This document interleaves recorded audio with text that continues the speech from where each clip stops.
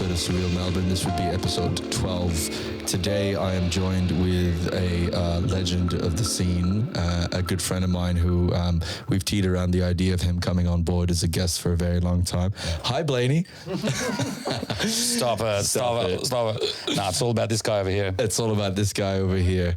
What's up, my guy? Oh, my ego is just like, 2 hours and it's just about me. So I'm just like Yes. relishing in giving that to my ego because I've been kicked off Facebook. So this is all I've got right now. Are you actually off Facebook? Someone hacked my account and I am not by choice, but yeah, I'm off Facebook. I actually I got a new account today and I have one friend.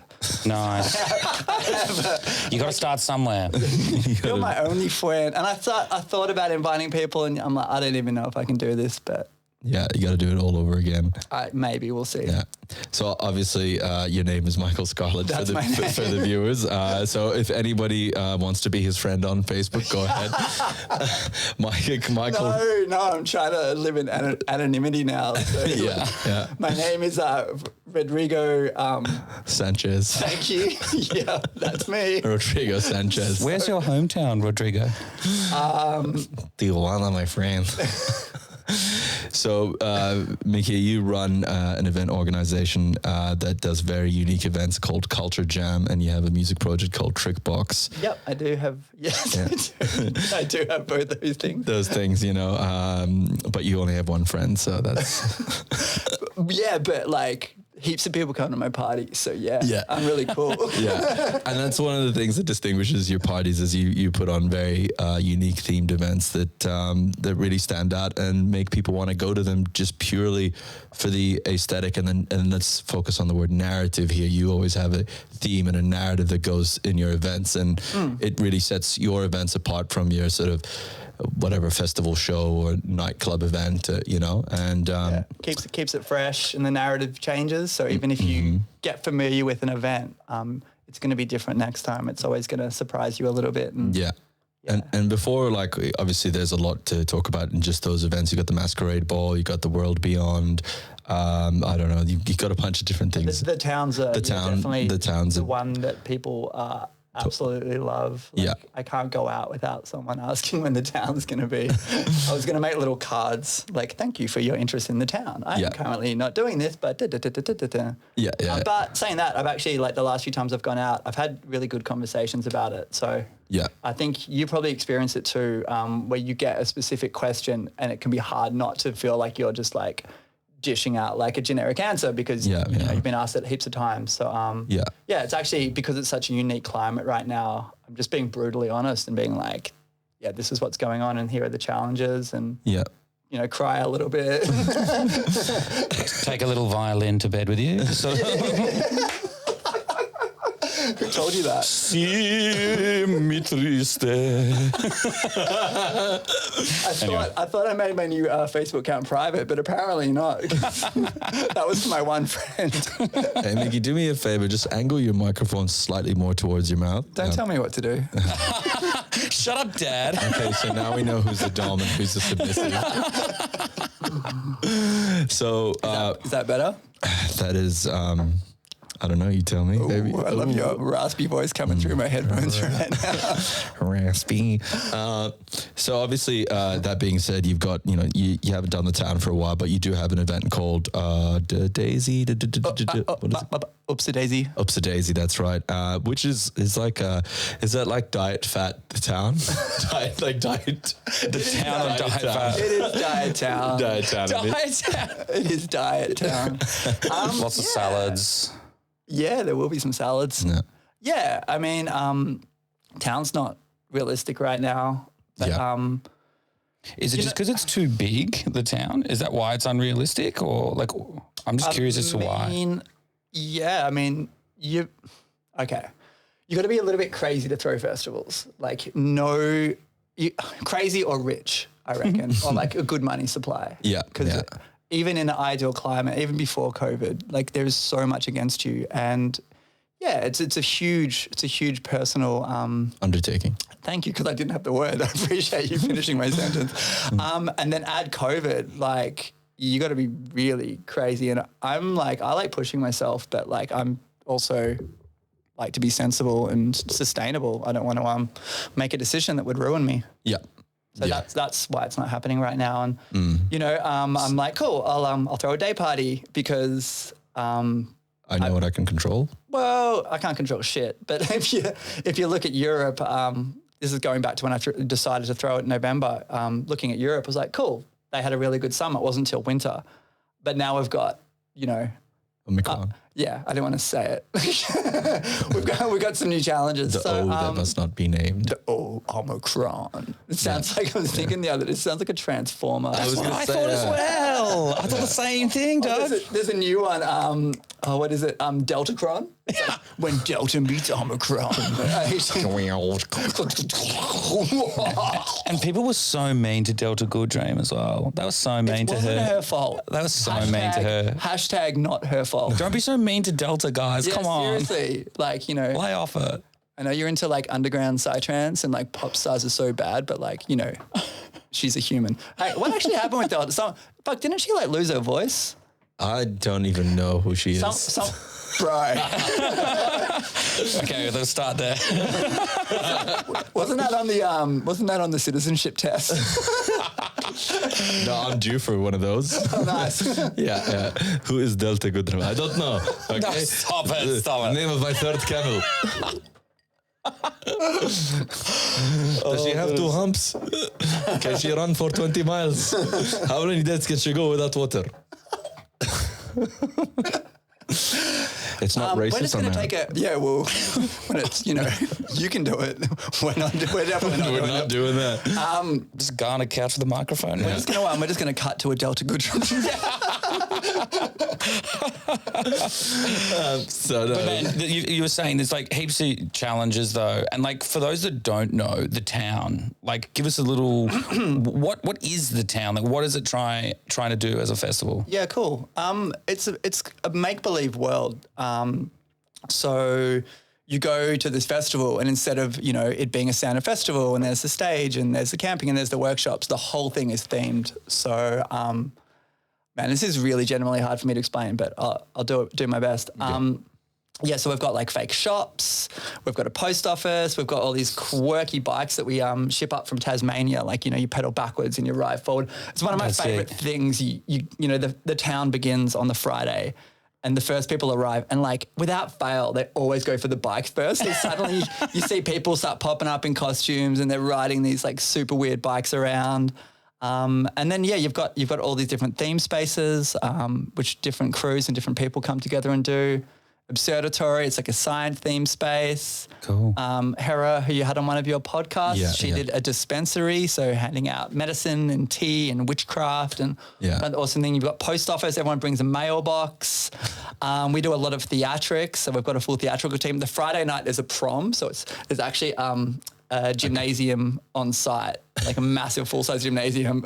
My friend Harvey was like, oh my God, we should do a prom. So we do different decades. So last time was 50s prom and, you know, had it's the full vibe. It's like, you know, and the best thing is like we set the tone, but then the crowd also brings everything to life. So it's not like a theatre show where you sit down and it's scripted. It's playing with that absurdity of life. And I'm sure you guys have been at festivals when the shit talk gets so ridiculous. It's more fluid than a normal conversation. Yeah. And if you guys are bantering and I'm coming along, I'm like, hey guys, I'm just wondering what the time is. You'd probably piss yourself laughing because my reality at that point would sound fucking absurd. And that's kind of the language of the town. The absurd becomes normal. And yeah, I started saying it's make believe, but I think it's very authentic. Like I think in all that absurdity and dress up, you're like, you drop your ego and you're free to act however the fuck you want. You're allowing your inner child to run rampant, and that's what everyone wants, but we're so restricted by society's social constraints and what's acceptable that we need to have drugs or we need to have a copious amount of alcohol to remove those inhibitions, when in reality all you have to do is go to the town. Have permission and have a culture around you. You know, if you've got 80 to 90% of people acting a certain way, you know, and it's a very like, there's not a lot of pressure around it, you're going to feel quite comfortable in dropping your guard. Yeah. But yeah, really, really well said. And I do try to, when designing the town and my festivals, I design it so it's really filling people up. And it doesn't rely on taking drugs. It doesn't rely on escapism. It's like, no, let's make this so abundant and theatrical and rich, and so much is fucking happening that your cups, you're gonna be full. Your and cup's gonna be full. I've never taken any drugs at my gigs before, and like I get so high. Yeah. Super high. Yeah, man.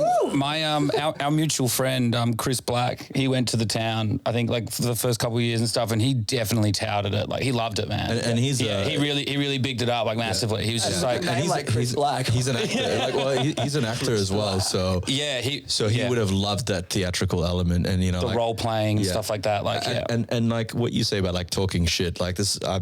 I'm so devo that I never actually got to the town, because everyone like Jimbo was always talking to me about. I was like, that sounds like my event, because I literally just at festivals don't even go to the dance floor anymore. I try to go and recreate situations like that where you know there's like, oh, someone doing stand up. Like I recently came back from a New Year's trip to the Subspace, and wasn't on the lineup, but somehow managed to get myself a set, rocked up to the stage. They're like, oh, we're switching over the amps. You've got to do this, so you know, you're not playing. And then they're like, oh, well, do you want to play by the river? We'll set you up with the Jenny. I'm like, sweet. Set up the Jenny, play hip hop on the river. Yeah. Really sick. Oh, but that's hip hop not, on the river. Yeah, that's not it. So then like after the set, you know, I was like, when I capella, and Josh was running the festival, hey, dude, do a spoken word, do rap, you know? And it's like, yeah, so I started to do this thing.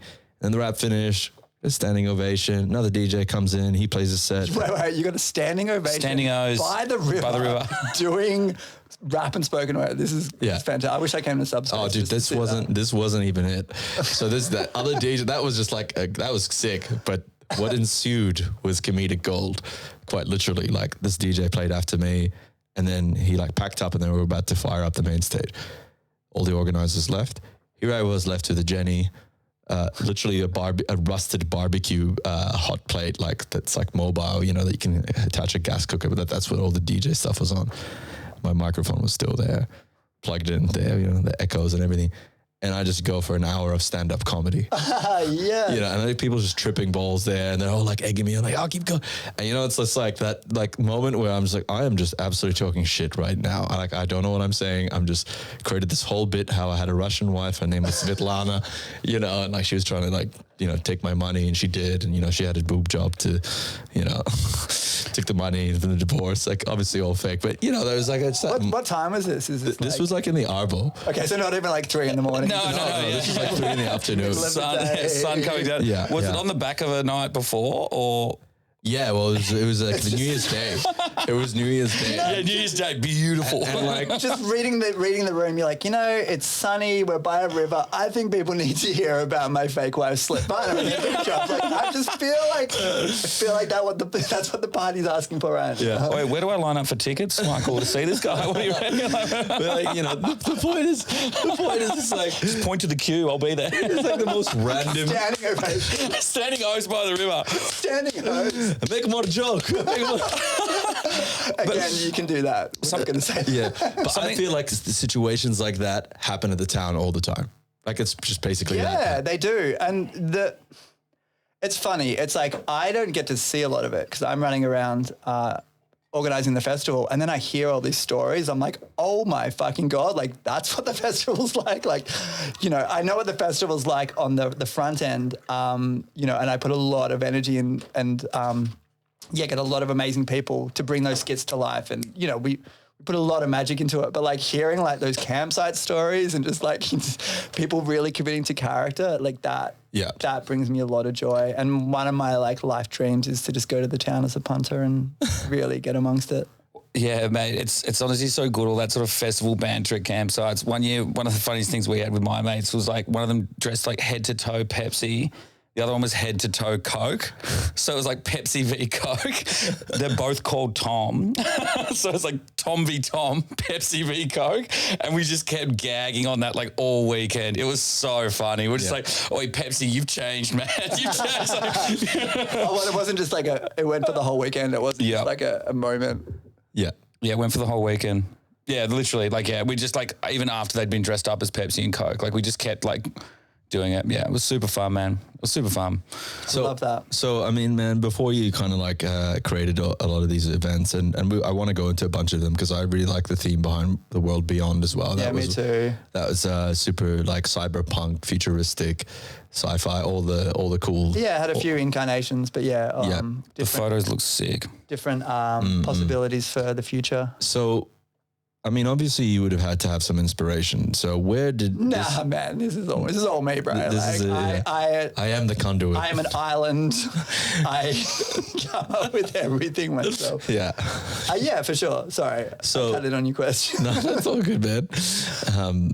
Death to the infidel. What? Anyways, Kit Kat, anyone?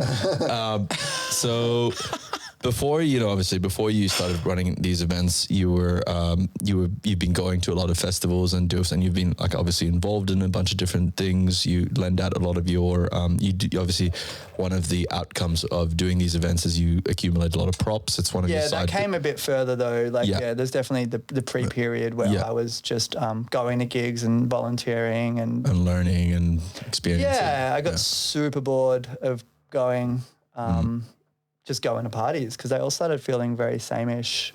And at the start they were really pushing my consciousness and pushing my social circles and pushing me creatively. And then, I just started to feel like a stagnation. So I started volunteering, started helping throw gigs, and that excitement came back. Cause, it's like anything. It's like you go and get a meal, and it's like if you're not in hospitality and you don't know behind the scenes, like there's a whole other world there to give you that front end. Yeah. And that's really exciting to me. Yeah. So where did the original inspiration for you to even just get into this whole thing? Like, where did it start for you? What was your sort of first event? Pretty early, actually, just because I'm an ideas person. Like, I love toying around with ideas, discussing ideas, thinking about how things could be done differently. I had a memory, thinking about it today, me and my friend, like, early 20s, sat down and we're like, let's just build our fucking dream gig. Like, let's pretend we've got all the money and no constraints, and like, what would we build? And we created this idea for a festival. And it was pretty doofy because I was more into doofs, but like I remember you walked into the main party and you could choose whether you went to the beach or to the forest. And, the beach was themed. So you had like lifeguards and little beach huts and stuff. And that was more playful, theatrical, sunshine, really fun music. And then the forest, more tribal, earthy, like all the really good doofy elements I liked at the time. And I remember thinking we could like, at some points you go to the beach, but then it's just the sound of waves and campfires and stuff. And you go to the forest and it's cranking, and then vice versa. And just quite early thinking about how we could play with the model. I find that super interesting, man, because it's like, which genres do you think you'd play? So like obviously forest, like techno, psytrance. Oh, sorry, forest. Yeah, do you know what I mean? Forest would be like techno, psytrance, maybe like D&B, breakbeat, and then on the beach it's like house, disco. Yeah. But then you could swap them. You could get. There's so many opportunities. I feel. This event never happened though, right? No, this is purely hypothetical. You've got my juices going, man. Yeah, let's do it. Well, when can we book you for a stand-up? Featuring the Waffle Tribe. Part machine, part waffle. Live at the beach. Hey, my level's okay. Just double checking. I'm paranoid. I'm not speaking. I want to be in the room, look at the camera. I think just like you could back up the boom arm and then point it a bit towards your mouth. That a bit better? Yeah, I think so. Do you want to say something? La la la la la la la. I think that's good. Nice. See me at the beach. See me at the beach. Hey, so man, I saw like some photos from the world beyond, right? Yep. Man, like cyberpunk themes. Yeah, Blade Runner. We've done 4. So we did, and the narrative kind of connected together. So it started with post-apocalypse. Everything is fucked and Melbourne collapsed, and it was kind of like the rebel base. Then it was 20 years on, and then technology came back in and we had the cyber city. So that was full cyberpunk. Cool. Then the third one, it was a symbiosis of nature and technology. And then we did a prequel set in 2033. And that was trying to be quite, quite topical. That was like everyone had chips in their brains, and basically like the world was, you know, climate change and all the other challenges were getting so apparent, and class division, that you could download like a happiness filter, and it just made everything like really like... You basically made an Altered Carbon version of this. I haven't seen Altered Carbon, but obviously Black Mirror is another obvious reference. Yeah. Well, exactly what you're saying is Altered Carbon sick. Altered Carbon sick, but it is down your alley, and it's basically that like people can download their consciousness onto these things called stacks, which are right back of your brain, and you can essentially, if you die, you basically have a backup of all your memories and thoughts and into the find stack. Another body, or yeah, exactly, and then there's like all these different bodies. Some are registered, some are like black market, basically. You know, like basically someone died and they just like stole the body, and then you can upload your stack into the back of their neck. It's a very awesome premise for a show, but it's similar to what you're saying in terms of what you've themed. And it's important to, I think sci-fi is really important because a lot of it maybe doesn't come, you know, real detail for detail, but a lot of themes and the ethics that go around them, like, you know, Mark Zuckerberg coming out with the meta. It's like, dude, this is just Ready Player One. I don't know if you guys are familiar. Yeah, I have seen that. Yeah. Read the book. The book is fascinating. Cool. And explores like the class in the movie. It's just like, oh my God, like the Oasis is so incredible. I can go anywhere. In the movie, he's like, I'm fucking poor. I'm stuck on this shit planet where all I can do is go to school. And it's like, it's a little bit more of like a sci-fi Willy Wonka story. Yeah. So yeah, you asked about inspiration earlier, and my inspiration is largely outside festivals. It's things like this. It's, you know, it's reading books and going to really cool immersive experiences, and just like anyone pushing the boundaries. Like that's what my brain wants. My brain wants to just be like, oh my God, like what, you know, you're so far over here, and you're giving me something so unexpected. And I want to be stimulated in that way, not within the safety of what I know. Exactly. I do that every day. I do like safety too, but you know, I can sleep in, you know, eat some cornflakes and you know, with some hummus. Yeah. Fucking hummus is definitely a safety food. Cornflakes and hummus together. Chickpeas for life. It's hashtag. It's hashtag Delta Good Room. Exactly. I wasn't going to say it. I was thinking it. Whoever you are. So like it's really fascinating because for the audience, the only glimpse that we have of that is through books, through movies, maybe VR. But for those who come to your event, you've been able to sort of highlight and encapsulate some of what you experience from your influences, and are able to create a similar narrative, but actually bring us somewhat close to that by assisting us in using our imagination to sort of fill in the blanks. And I think this is one of the awesome things about going to your events is there's that, hey, this is the narrative. You guys fill it up, you know, like this is like, you guys continue the story and fill in all the middle plot points. You know? And even, you know, if you don't want to go that far, you know, you're still like, you're in an environment like dressed in your post-apocalyptic gear. It's like there's something like very visceral. It's hard not to get into that character. Yeah, and just to, you know, it's awesome watching movies and reading books, but to be able to like explore a world, like, and I find it really healing, you know, to be able to step outside your normal skin and be a different version of yourself. Again, like I don't think that's escapism. Like I actually think it's like getting in touch with who we are. Yeah, well, when you get more complex, do you know what I mean? Like your school of thought or your interests, what you're interested in culturally, everything. Do you know what I mean? Like it's all, you know, like culminating, and it's kind of like you can be like a multifaceted person. It's like, oh yeah, I'm really into like cyberpunk stuff and like hardcore, but I also like, you know, really like, you know, wearing a suit or like dressing up and like doing formal like business kind of like attire or like whatever. Do you know what I mean? It's just sort of like, I find that like if you're a bit of a culture vulture, like, you know, like it's just more complex than that. You know what I mean? Like, and people are interested in like so many different things. You almost like can't get enough of it. And like, yeah, you can express yourself multiple ways. Yeah, it's a bit more fully rounded and yes. I'm digging what you're saying, man. What's interesting is like psychologists will sometimes have their patients role play or like pretend to be the best version of themselves, or well, they also do it to play out traumas. Exactly, like psychodrama. It's like catharsis. It's like cathartic. Yeah. Well, it's an ability to explore the trauma in a safe space, right? So that they can actually kind of work through it. Like say okay, let's pretend you are the 12-year-old version of yourself and you were abused by, like your dad hit you or whatever. And you sort of like try to recreate the situation with that. What would you have done? And like they'll have you like, for example, stand up for yourself. So because nobody else ever stood up for you. So there's like similar, I equate that similarly to what you're saying about there's power in being able to play a character. I mean, this is one of the things that why I like acting. And, I know for myself personally, aside from doing stand-up, I like being the center of attention, right? Why do I like being a center of attention? Well, it's quite simple. Well, I have some sort of insecurity. And so acting has always allowed me, being a performer has allowed me to sort of achieve some sort of validation.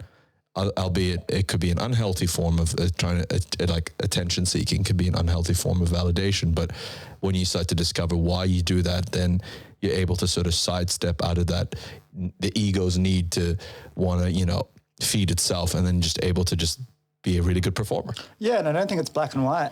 I think it's not. No. There could be some ego there, but then it could be an amazing space to find your power. Exactly. And share your power. And I'd say that's similar to performing. Yeah. It's multifaceted. And part of it is about the social validation and feeling good, which is, I think, something that we all want. But then there's like, you'll experience humility, you'll experience fear, you'll experience overcoming that fear. You'll share things, and I even think like, posting on Facebook, like, you could say the same thing. It's like, it's a performance, you mean, as in like... Or posting vulnerabilities? Not so, I was going to say more about the posting vulnerabilities. So you could very, obviously just say it's like, it's an ego trap and you're just getting validation and you're chasing those neurotransmitters. Yeah. Likes. Fishing for likes. It's a quick dopamine. It's instant gratification. Fishing for likes. Which I'm sure we've all done. I've definitely had points where I've been addicted to that. And then I try, when I write stuff on Facebook, I try to be very vulnerable and share and say maybe you're on stage and you're going to play a track and you're like, you know what, this track probably by all safe standards will not rock the dance floor, but it's so fucking close to my heart. I'm just going to go for it. And maybe you put it out and then the dance floor responds well and you're like, oh, and like there's something so powerful about being afraid, not knowing how something's going to be received, whether it's a Facebook post or whether it's being on stage or whether it's a gig. And then like people resonating with it, like that's such a beautiful space. That was very far off where we started. No, I'm glad we got there in the end though, because I think there's something to be said as well about the addiction of having people in the palm of your hand, like captivating people when you know that you're being entertaining and that energy that gives you as well. Do you know what I mean? It's like God pretty mode. Strong. Yeah, well, that's what I mean. Like it's a rush, right? I mean, like that's why actors do what they do. Do you know what I mean? And it's also kind of crazy when you see like big names collabing and stuff like that. And then like the ego dissolves and it's not just about like, it's like Leo and Jonah Hill. Do you know what I mean? Like, yeah. Well, isn't that do you know what I mean? Like where they like, you've got somebody who's experienced, like someone who wants to come in and then like they just work, you know what I mean? And it's not about ego at that point. It's just about like everyone does their bit, but captivating in their own way. Yeah, I don't know. I'm just, you know what I mean? Yeah, I think it's it's really good to be open in all these different areas of what is possible because like, I think we can transition very quickly from things that are superficial to things that are quite deep. And it's important for us not to put our own projections onto things as well of like, anyone who posts on Facebook is just like chasing this or that guy's a fucking idiot or this DJ is just like really arrogant. It's like, no, we're all co-creating together. Yeah. And it's really important for us to not get jaded because it's like this is a co-creation right now. It's like, it's like, I think, being humble, being open to change and not boxing things in is so important right now more than ever. Yeah, especially with someone. Yeah, you need to be adaptive, if anything.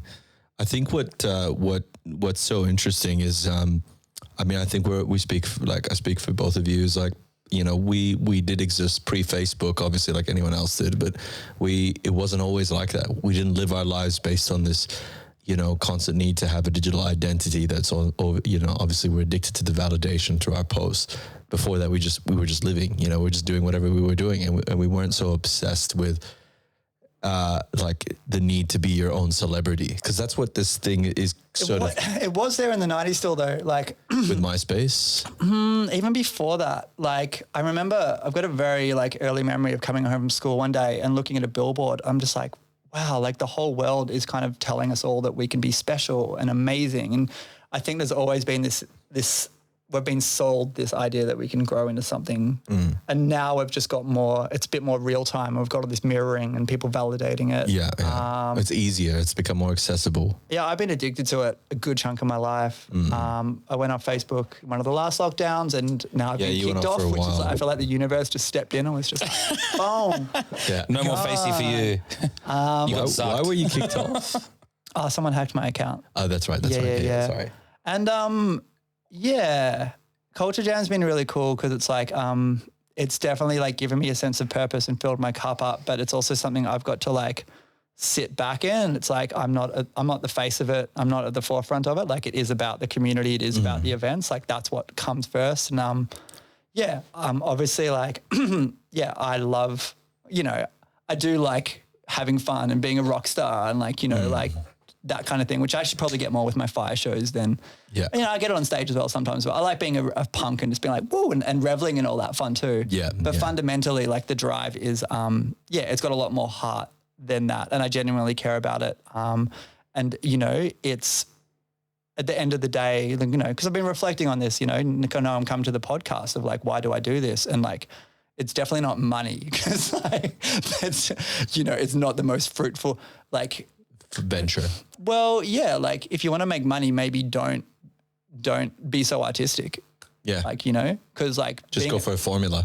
Yeah, and just play safer and just put the ticket price up. And, I probably bring expensive headline act that will sell tickets. And there's ways to do it. But if you've got ethics and you've got creativity, like it does make it harder. And like, I think fundamentally, like, it brings me a lot of joy that I brought joy to other people. And like, that's what's keeping me going. It's like, and the town, as much as I never wanted Culture Jam to be about one event, like that's probably what's keeping me going at this point is knowing that the town is like such a beautiful place and such a beautiful event that I need to bring that back to the world at some point. And you get asked all the time. That's like a massive form of validation, It is and it isn't, man. Like what fills my cup up is doing the events because you put so much like blood, sweat and tears into it. And then the event happens and you're like, yes. And like, and you get financially recouped. So, that's important too, sustainably. Yeah. But the hardest thing of COVID and, the last 2.5 years is like, I haven't really got validated. Like I still go and check like party pictures just to remind myself. It's like, cool, I did some cool shit. Yeah. I don't even know how. It feels like alien. Like how did all that even happen? A simpler time when we could gather in large numbers and listen to music. Yeah. Events, isn't it the beauty of transient? Yeah. The world beyond. Yeah. So like, I've definitely had moments. I nearly quit music last year. Damn. Wow. Yeah, in the peak of lockdown, I just stopped playing music and sold some of my gear because I didn't have much money. Started selling decor too. And luckily I was living with very cool people. And one night they were like, yeah, I'll bring out your music. I'm like, yeah. And I don't know, it was like 2 a.m. and I brought it out and the whole room, none of them knew I did music. And they were all just like, bing, like what? Because I'd just been so chill and nonchalant. I just wanted to explore who I was outside of creativity and outside of parties and stuff. And that fully like reignited me. And then we just started jamming and sharing and like, my music cup filled because that was so real, we're like in the room and just like laughing and sharing. And I do live looping so I could just like sample people and make them laugh. And inclusive. Yeah. It wasn't exactly at a time where it's like you don't have a lot to bounce off, like having something so, alive in the room with other people. So that definitely inspired me. But like losing the town, because the town was going to be 2 months after COVID hit. So, true. Yeah, so COVID like really hit in March 2020 and the town was for May. So I was like, obviously like I lost money. It wasn't clear at the start how big it was. Like, cool, just like waited out a couple of months, postponed it to November. And then it got to the point, it's like, okay, November's not going to happen. And like, I need to like assess how much I'm emotionally invested in this. It's not about the money. It's like, people would have been like, we'll just wait, and financially I'd probably be like, cool, we'll wait. And then we'll put some of that money in a savings account and it will, but emotionally I'm like, I need certainty. Like I need to just bail on this and refund tickets, which was a massive process. Yeah. And luckily, the town has such like a place in my heart that I don't feel like it's ever going to go away.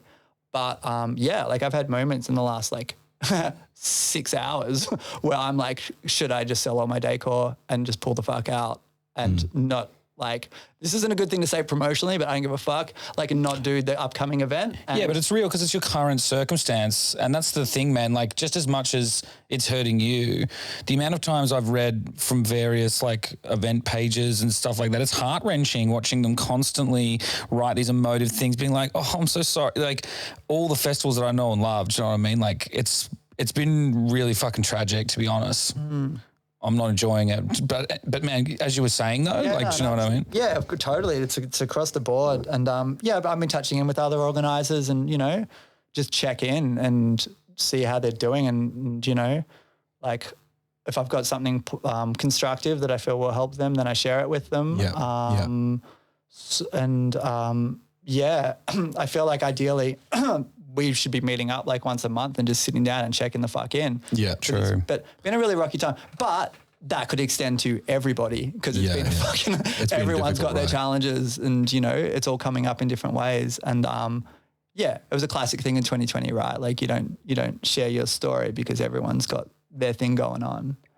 I think there's beauty in universal suffering, or like knowing that you're not the only one going through that thing, and it's important that we have these conversations because it allows us to, I think obviously first off we relate to each other, but it's cathartic. Sometimes having someone listen to you vent about your problems, even though they've got problems, is cathartic. It's like we've got to be psychologists to each other in a way by allowing each other to have that space to just. Without giving out advice where it's unwarranted, because a lot of people do that too. But just like, shout out to my man Arthur Song, who's I don't know if the painting shows, but he once told me, he's like, hey man, be nice if you just like listen to me and just don't try to give me advice. And it was like, oh shit, yeah, I'm sorry, man. Like, okay. And so now, like when we have conversations, for example, because he's obviously he's quit his White Bear music and he's doing something called Form Null, and he was one of the exports that came out of like sort of Melbourne in terms of bass music, and he was at the point where he was really starting to peak in his career and having a lot of opportunities, but he wasn't interested in that. It wasn't his authentic expression. So obviously, what is he doing? Well, he's had a difficult time in COVID. I don't want to get it's obviously. No. I just been you mentioned another creative project. Yeah, he's working a lot with motion design artists and stuff like that. So creating really cool textural sounds and really like intricate sound design, and which is what he always liked, especially when he started. Like he should be doing games and ads and stuff because he's got stuff like that. He's got that talent and that sound. He's still trying to discover it, but obviously what COVID took away from him. Obviously, he's been stuck in Malaysia with his family. I mean, not stuck, but he had to go back to visa conditions. Is this we were isolated here with COVID? For him, it was worse because he just lost all his friends that he'd had since 2008, 2007, and so he hasn't had that, and it's been extremely frustrating and challenging. And so, me going and calling him and just having conversations with him and just be like, man, you just tell me what's up. Yeah, no, just tell me what's up, and I wouldn't try to give him any advice until he would say, what do you think I should do? And I was like, then that's an invitation for me to interject and tell him what I think, I'm still learning that. I'm very prone to just want to help by coming up with solutions.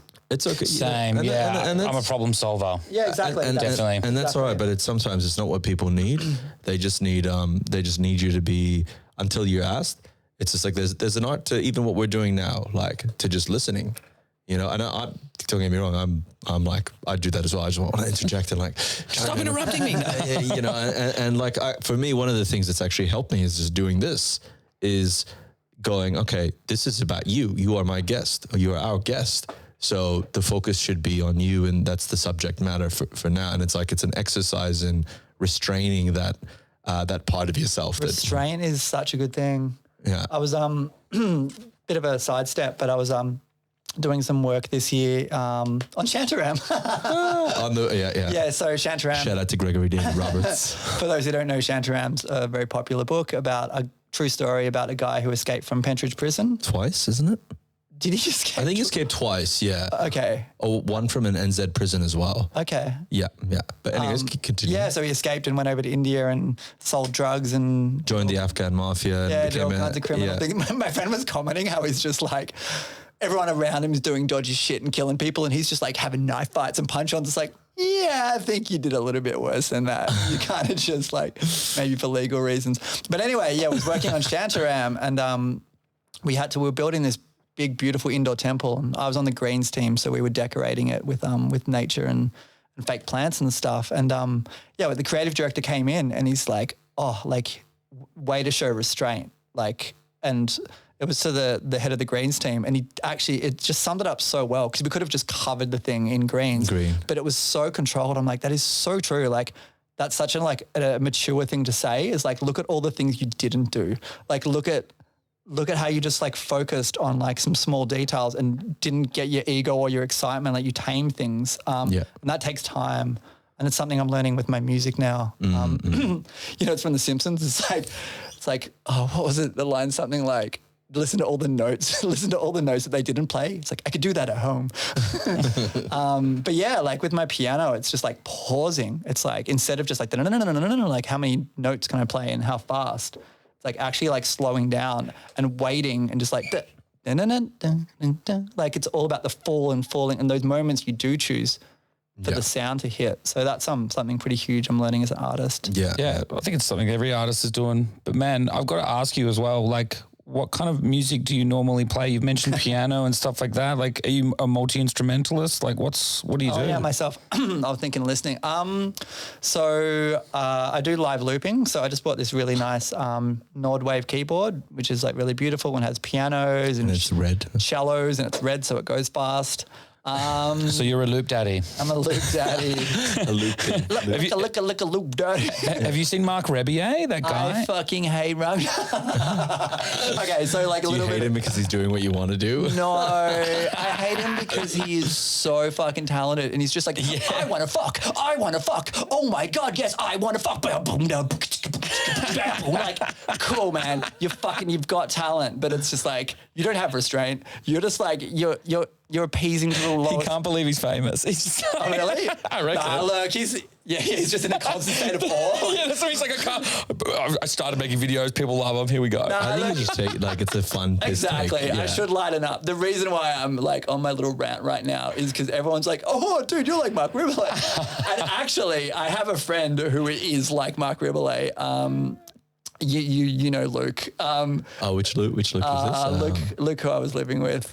We won't go too deep because it's going to be very uninteresting for anyone else listening. Yeah. But he is like totally Mark Riboulet. And we went to a party at Lockdown Studios a few months ago, and we were just jumping up and rapping and just like coming out of that little bubble of making music together. Like, let's just jump on stage and just fucking like, I can rap, sure, why the fuck not? And we're just doing like rap battles, and Luke's on stage just looking like Rock Me Ballet, just being like, I wanna make love to you. Just like everyone in the party is just like, oh my, like so uninhibited and just like, oh, fucking. So yeah, I don't love Mark Riboulet, but I love Mark Riboulet's impersonator.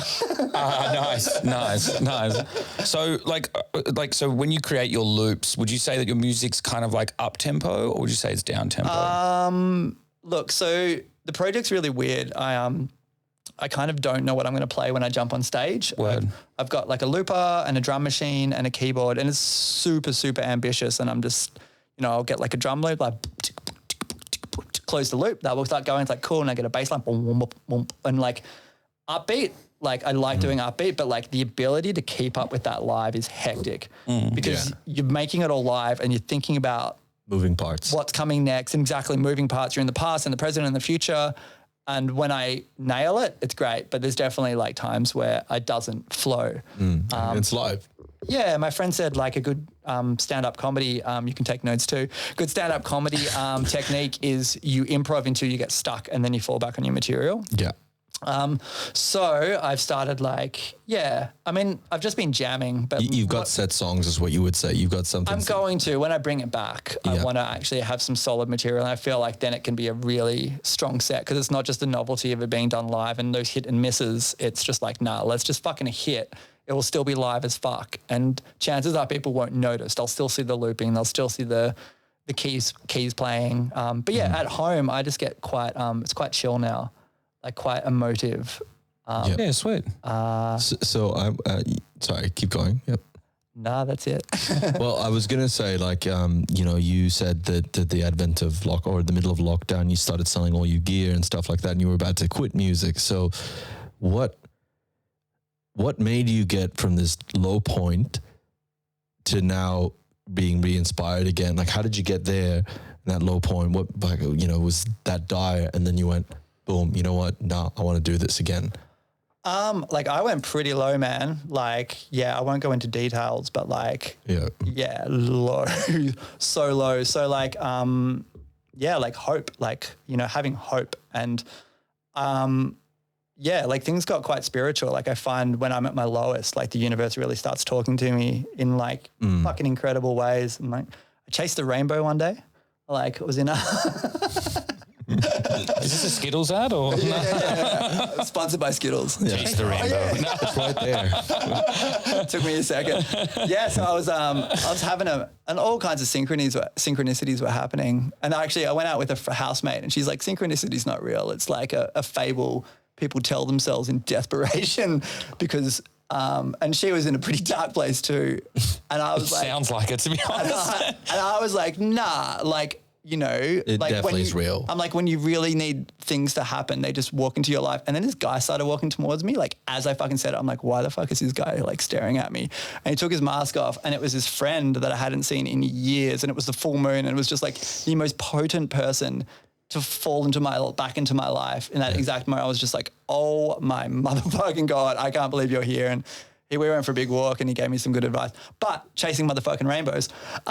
So I was at a supermarket and I saw like the tail end of a rainbow and I'm like, I'm going to fucking follow that rainbow. And I drove and for about 20 minutes, the rainbow stayed in the sky and I got to this parkland. I'm like, cool, I think this is it. I'm like, nah, this doesn't feel right. And then I lost the rainbow. I'm like, I'm going to fucking re-find that rainbow. Went for a drive and I saw 33 on the back of a truck, which is my lucky number. I'm like, followed the truck. And then the truck was spraying water and in the water was a rainbow mist. I'm like, yes, like keep following the rainbow. I kept following it and then like it reappeared. And then I'm like, I think it's taking me to my new home because I just got a new place, but I hadn't moved in yet. And I literally went from Coburg all the way out. I don't want to say where I live, but somewhere. And yeah, and then the full like rainbow like arced across the sky and I parked and then 333 was written on a license plate, which is my lucky number. And like, you know, you could decode that story and be like, cool, you saw a rainbow and you followed it in a direction. Doesn't mean shit. Like that meant so much to me. And like to bring it back to your question, it's like knowing there's hope, like, you know, like that's where inspiration comes from. It's like without hope, like how do you create? Like how do you create? When creativity is like imagining a really good future. It's like I can dream up a great party. Like I can see dance floors. I can play music. It's like the creative juice. Your possibilities. You're playing with infinite scenarios and and when you're in a state of despair, like it's bleak. Yeah, I mean, and some artists do a really good job at like, you know, like Tool, like they do an amazing job of channeling that like that angst into and rage. Yeah, but a very you know, maybe over the top way of answering your question is like I went to a really dark place and then I started like having hope come back into my life and then playing with it and trying to articulate it through music and through experience. I'm just stoked that you had good people around you that were able to lift you back. Because, man, like, you know, I had similar moments like a couple of years back, you know what I mean, like through the whole experience. And I was definitely like leaning into my like contact group with like the people that I work with, like when I freelance in film and stuff like that. And man, like I was having like long phone conversations with people, you know what I mean, like 20, 30 minutes and like other artists and stuff like that, like anyone in the creative field, like everyone just feeling the pinch because like, you know, we couldn't like operate on any sort of level really like that was profitable or like even worth it. And like, man, do you know what I mean? Like I'm really thankful that, and I'm glad that people kept you on the path. Yeah. Because like I definitely had moments as well. I'm like, am I doing the right thing? Like, is my life going in the right direction? Is this what I want? Yeah. Do you know what I mean? And like, I definitely wrestled with that. Absolutely, man. Like, yeah. And when I had to announce like the town, you know, being cancelled, like a housemate just like fucking like, like made me a coffee and just like gave me space to like just get through that moment. Because without those mates and without that support network, like it's a lot. Yeah. It's hard. And you know, shout out to you. You have an amazing team as well behind you. Got a few people that have been with you, like Tom, the chief. You've got a few. And Kirsten, but I mean, like they're not around right now. They are as friends. Like we're all, you know, we're a close crew. It's been awesome that we've been able to have a crew and a friendship. Yeah, with all my core crew. But you know, like Harvey's in New Zealand, Kirsten's in Brisbane. Ogle? Yeah. So my core crew, one's in New Zealand, others in Brisbane. Other one's having a baby, and and then Holly is doing her thing. You know, like I'd love. I'm not going to get my crew on without paying them. Yeah. And, you know, there hasn't been cash flow to pay people. So it's essentially been me holding up Culture Jam the last 2 years. Yeah. On my sweet little own. So where did, we're going to go back in time here. We're going to go way back. We're going to go way back in time. I'm excited. Get in the chopper. We're going back in time. What was your original inspiration? Like, how did you find yourself in festival land? How did you get in? What was your in? So, like the scene? Yeah, like what was your sort of first event or experience? Like, you know, like I want to trace back here. Have a guess how young I was.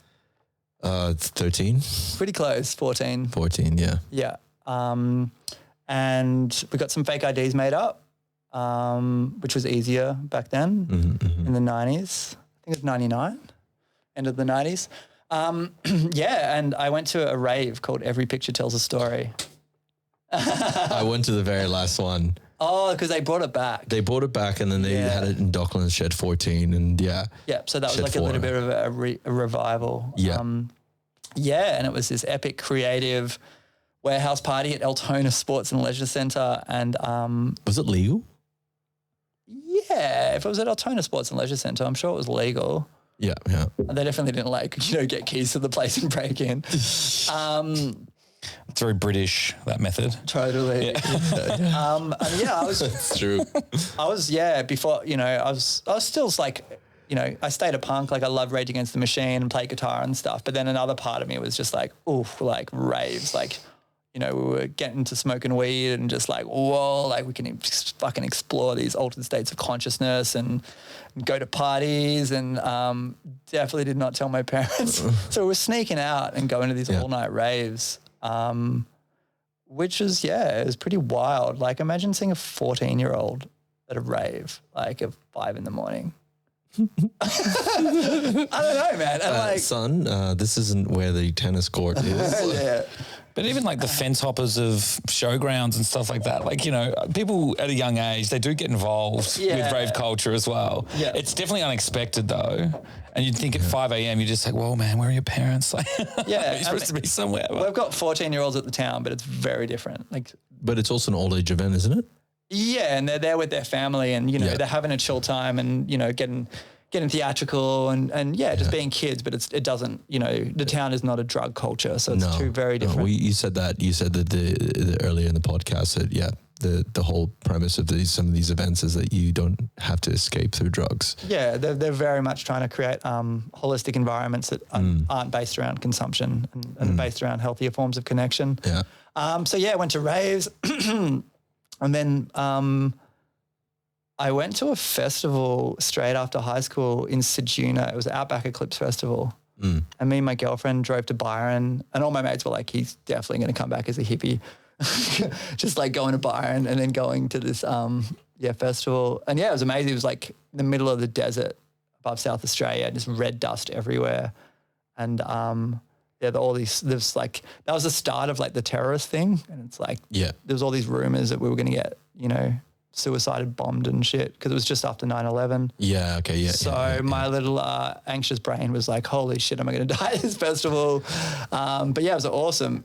It was almost too epic of an intro because I was like 18, 19 and it was just like not quite ready. Yeah. That was like a fucking Burning Man, Mad Max festival. Yeah. Like we pulled up and then our car died and then my whole inside of my car was covered in red dust and it was like, and you know, it was all my high school friends, our first festival. So we weren't, by no means we were like. Ready. Yeah, we weren't ready. Like, and still had some good times, but didn't fully get my like doof spirit on until, started going to Tribadelics, started going to Earthcore, and Earthcore, I had the best fucking time. Like Earthcore 10-year anniversary.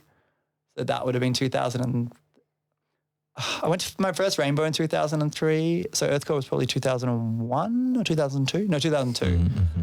Amazing. Infected Mushroom on Sunrise, Lightning Storm, which is like the Infected Mushroom into Hallucinogen. Lightning Storm is like one of like the Earthcore like moments. If you find some old school crew, they'll be like that fucking Sunrise. Like it was just like this electric energy and you could just feel it pulsating. And it's like everyone was like on the same consciousness. It was just fucking, and Infected back then were just so raw and live and not cheesy, just like just psychedelic and really awesome. Psychedelic meets classical music, just belting out melodies on Sunrise. The lightning just wrapped all around us, and Spiro like rose from, the dust, settles the lights behind him. And I definitely remember though Infected Mushroom got spoke about with a certain level of notoriety. So like, when I started going like to raves and stuff like that, it would have been like 2009, like 2008. But Infected Mushroom had that rep from like years previous where people were just like, yo. The standard was so high. Put the needle on the record. This is it, man. You know what I mean? Like these guys are the one. Yeah. Well, it was so live, and I remember just having these like experience being fucking on drugs and just being like and feeling so intertwined with the music. And Erez, just this incredible classical pianist, he's so good. Belting that motherfucking the brains and Duvdev, the muscle. I got to meet them both at Babylon. And sorry, continue. I'll tell you the story in a bit. Oh, that's cool. I only met Duvdev very briefly once. We were doing a fire show backstage and he came in and he's like, where the fuck is backstage? Was all like huffed up and looking for backstage. And my friend said I should have given him like a 1-3 cabs card because he sings that song. It's like, I'm the supervisor. Can I get a taxi number?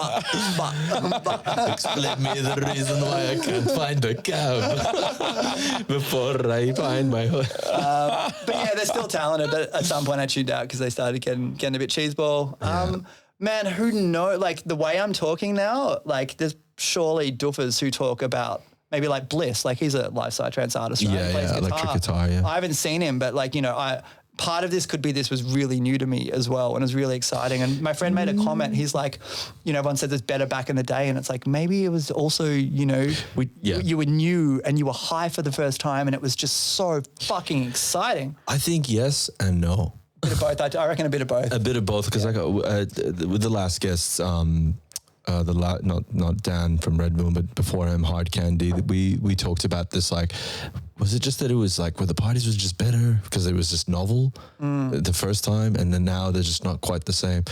And one thing Scott and Jim, they both said was like that.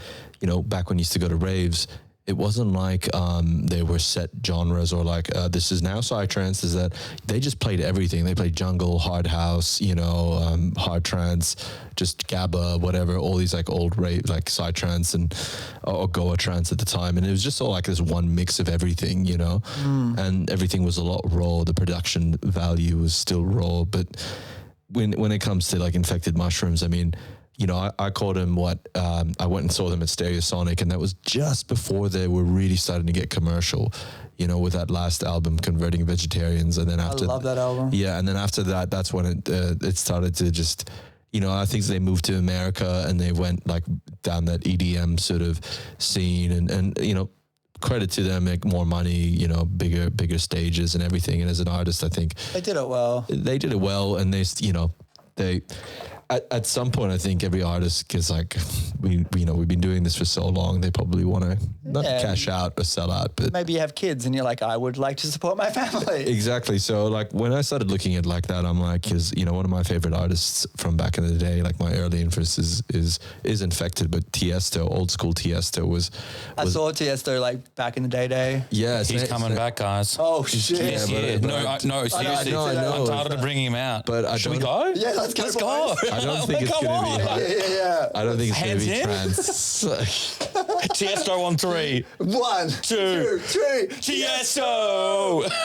In search of sunrise, baby. Let's go. I'm feeling some resistance here. I think we need to educate on Nawaf on Delta Goodrem and Tiesto. We're going to sit you down and some good old-fashioned psychedelic education.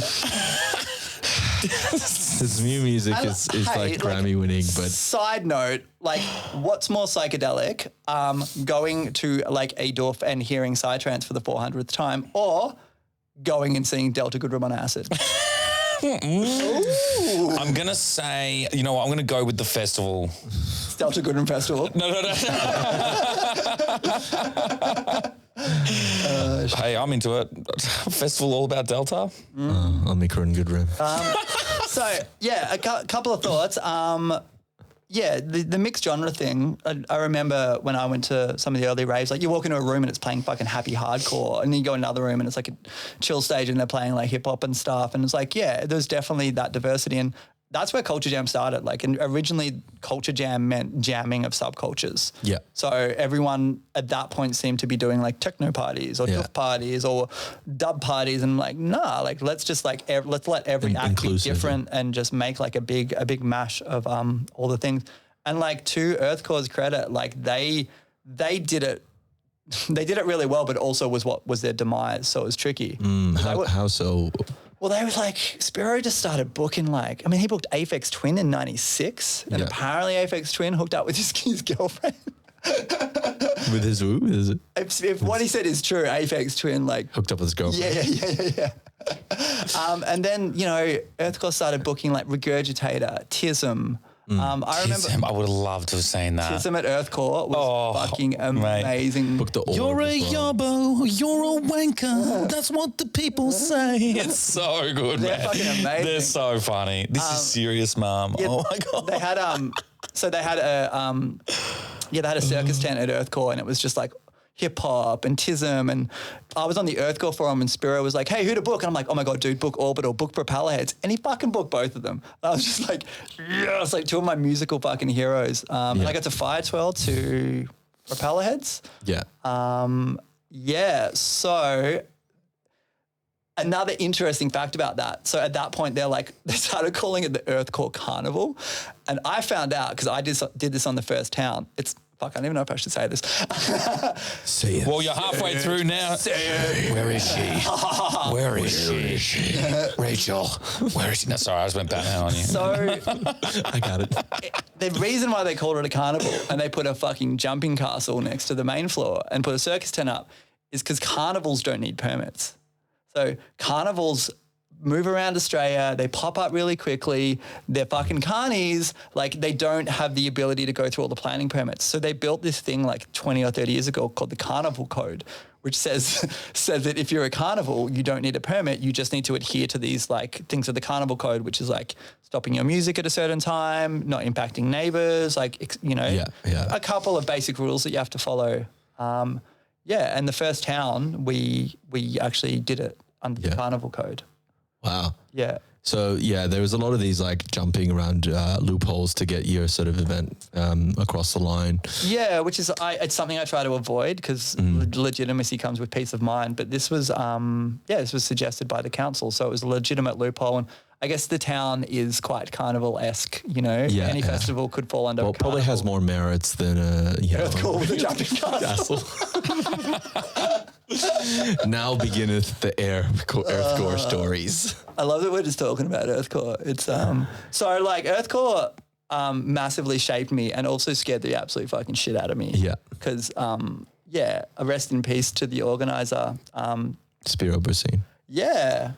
Big part of me getting into all of this as well. So it shaped me as well. And like, you know, when we met, you were doing some stuff with Earthcore and I actually was like, you seem cool, but I don't want to hang out with you because I was afraid of Earthcore, you know, I was afraid that they'd call up my councils, call up my events and sabotage them. And is that because I've heard rumors that he did things like that? Oh, he definitely did things like that. You know, they're not rumors at all. They did that with Maitreya, I think, as well with Lockie. I've heard that as well. I know so much and I have to hold back. There's lines there. But he definitely did that with Maitreya. You know, like some of it's not even private. Like there was a point where Spiro was sending out like to his mailing list of 20, 30,000 people, just like Maitreya sabotage. It's just like you open up your Earth Core fucking email and it's just like Maitreya are the worst festival here, and it's like just this rant about like what's happening with Maitreya, and it's just like, oh my God, like you're in a state of psychosis and you're sharing this with like 30,000 people. Like this is fucking, and like it's a really like relevant part of the doof scene that, you know, Spiro was kind of like, you know, he was like the gangster of the doof scene. And like he played a really big part. He shaped everyone around him and people changed their behavior. And there were a lot of hectic stories. And, you know, I guess like if you look at deeper into the doof scene, it's not entirely surprising that such an intense character's behind it, but it was pretty fucking weird too. Like a scene that's pretty loving and community-based, inclusive and works together, having such a polarizing figure, like, you know, in such a prime position within it. Like, it was really bizarre. I heard like stories because like a lot of, I think we can all say that he, it's like the Earth Core University here. A lot of us graduated from Earth Core University, not taking some of his, you know, I guess his outlook and techniques. But I heard like, a lot of people sort of came from his camp, and when they left, it's almost like he got spiteful of like I remember hanging out with him, like obviously, and him just going, oh, I told that person that and I did that, and you know, and he was just so caught up in this, I don't know what he was just caught up in, like this thing, like, and then I speak to the other people who were the people he's talking shit to, and they're like, they don't even want to acknowledge it. They don't want to be part of the narrative that he's talking about. Like, you know, like my friend gave me advice, and it's like, do not engage, because if you have a little bit of energy to engage, he will have 20 times the energy to tear you apart, and he won't stop. Yeah. And I did a pretty good job at just being like, culture jams over here, Earth Core's over there. Yeah. We're not going to cross paths, but we did at certain points, and you know. In what context? Like, he commissioned you to do something, or? I mean, like I used to perform at Earth Core, and to his credit, like he paid me on a year where he lost a fuckload of money. Like on the, you know, on the surface level, you know, my interactions with the Earth Core were pretty good. But then, he called me one day, and actually, no, he didn't. He called me and he didn't answer. Look, I'll just tell the story. He sent an email to a venue that we were both doing a gig at, and I don't even know if I can tell this story. But yeah, he pretended to be me and tried to sabotage my event by writing a fake email that I never wrote and sending it to, and suggesting that I was going to be sabotaging his event.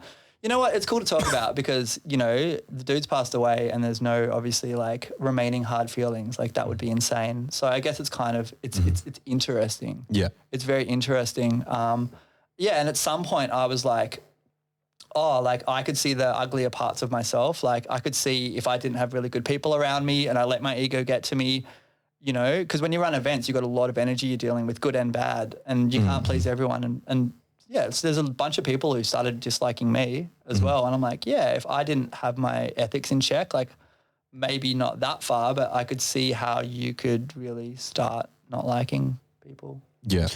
That's probably as much as I want to say. Yeah. Fair dues. But I think that's a really interesting point that you're saying though as well about like, you know, you are juggling so much within like running a festival. Like there are so many moving parts, so many cogs that contribute to like how it gets run and all of that sort of stuff as well. You know what I mean? Like I know we sort of like branched off from like one particular individual and his like influence on it, but you know, like it is, you know, it is a balancing act as well. You know what I mean? And everyone's going to drop balls. It's like, it's kind of how many balls do you drop? Like if you aren't upsetting someone, like, wow, you are running a fucking tight ship.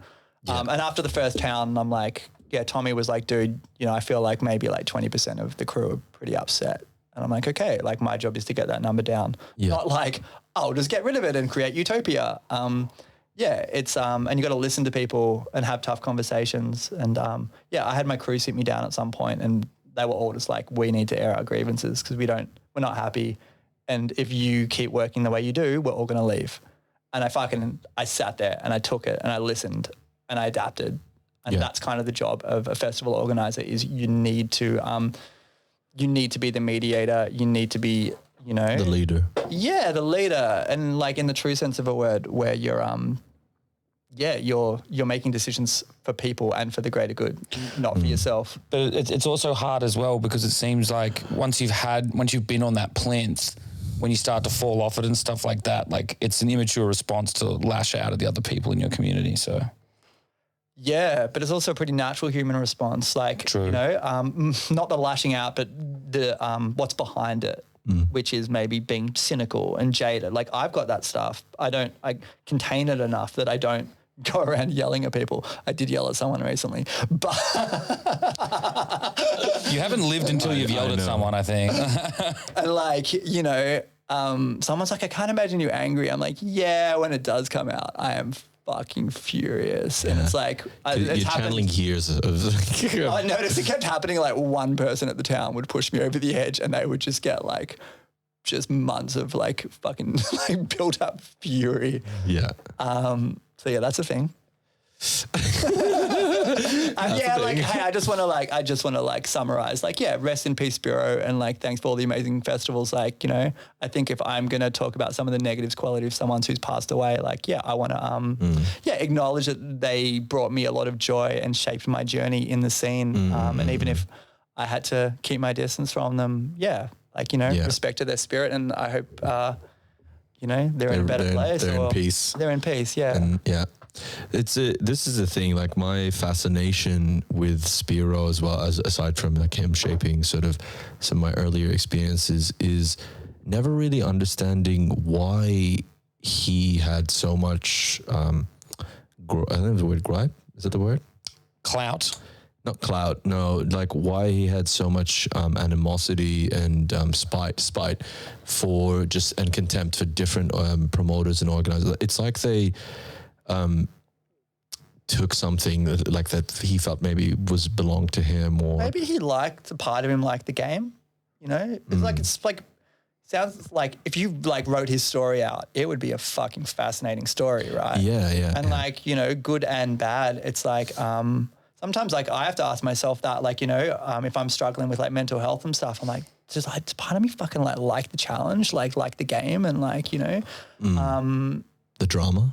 Yeah, the drama. I reckon you can get addicted to drama. And, you know, in my late 20s, I resolved the dramatic part of myself. But I reckon in my mid-20s, I was pretty addicted to drama and I fought with people more. And, I think like part of me liked, you know, not the whole of me. The whole of me wanted, you know, my conscious wanted peace for sure. But then I think like something in my subconscious that was unresolved, like enjoyed, got something out of it. Yeah. That's such a thing about being young though. You know what I mean as well?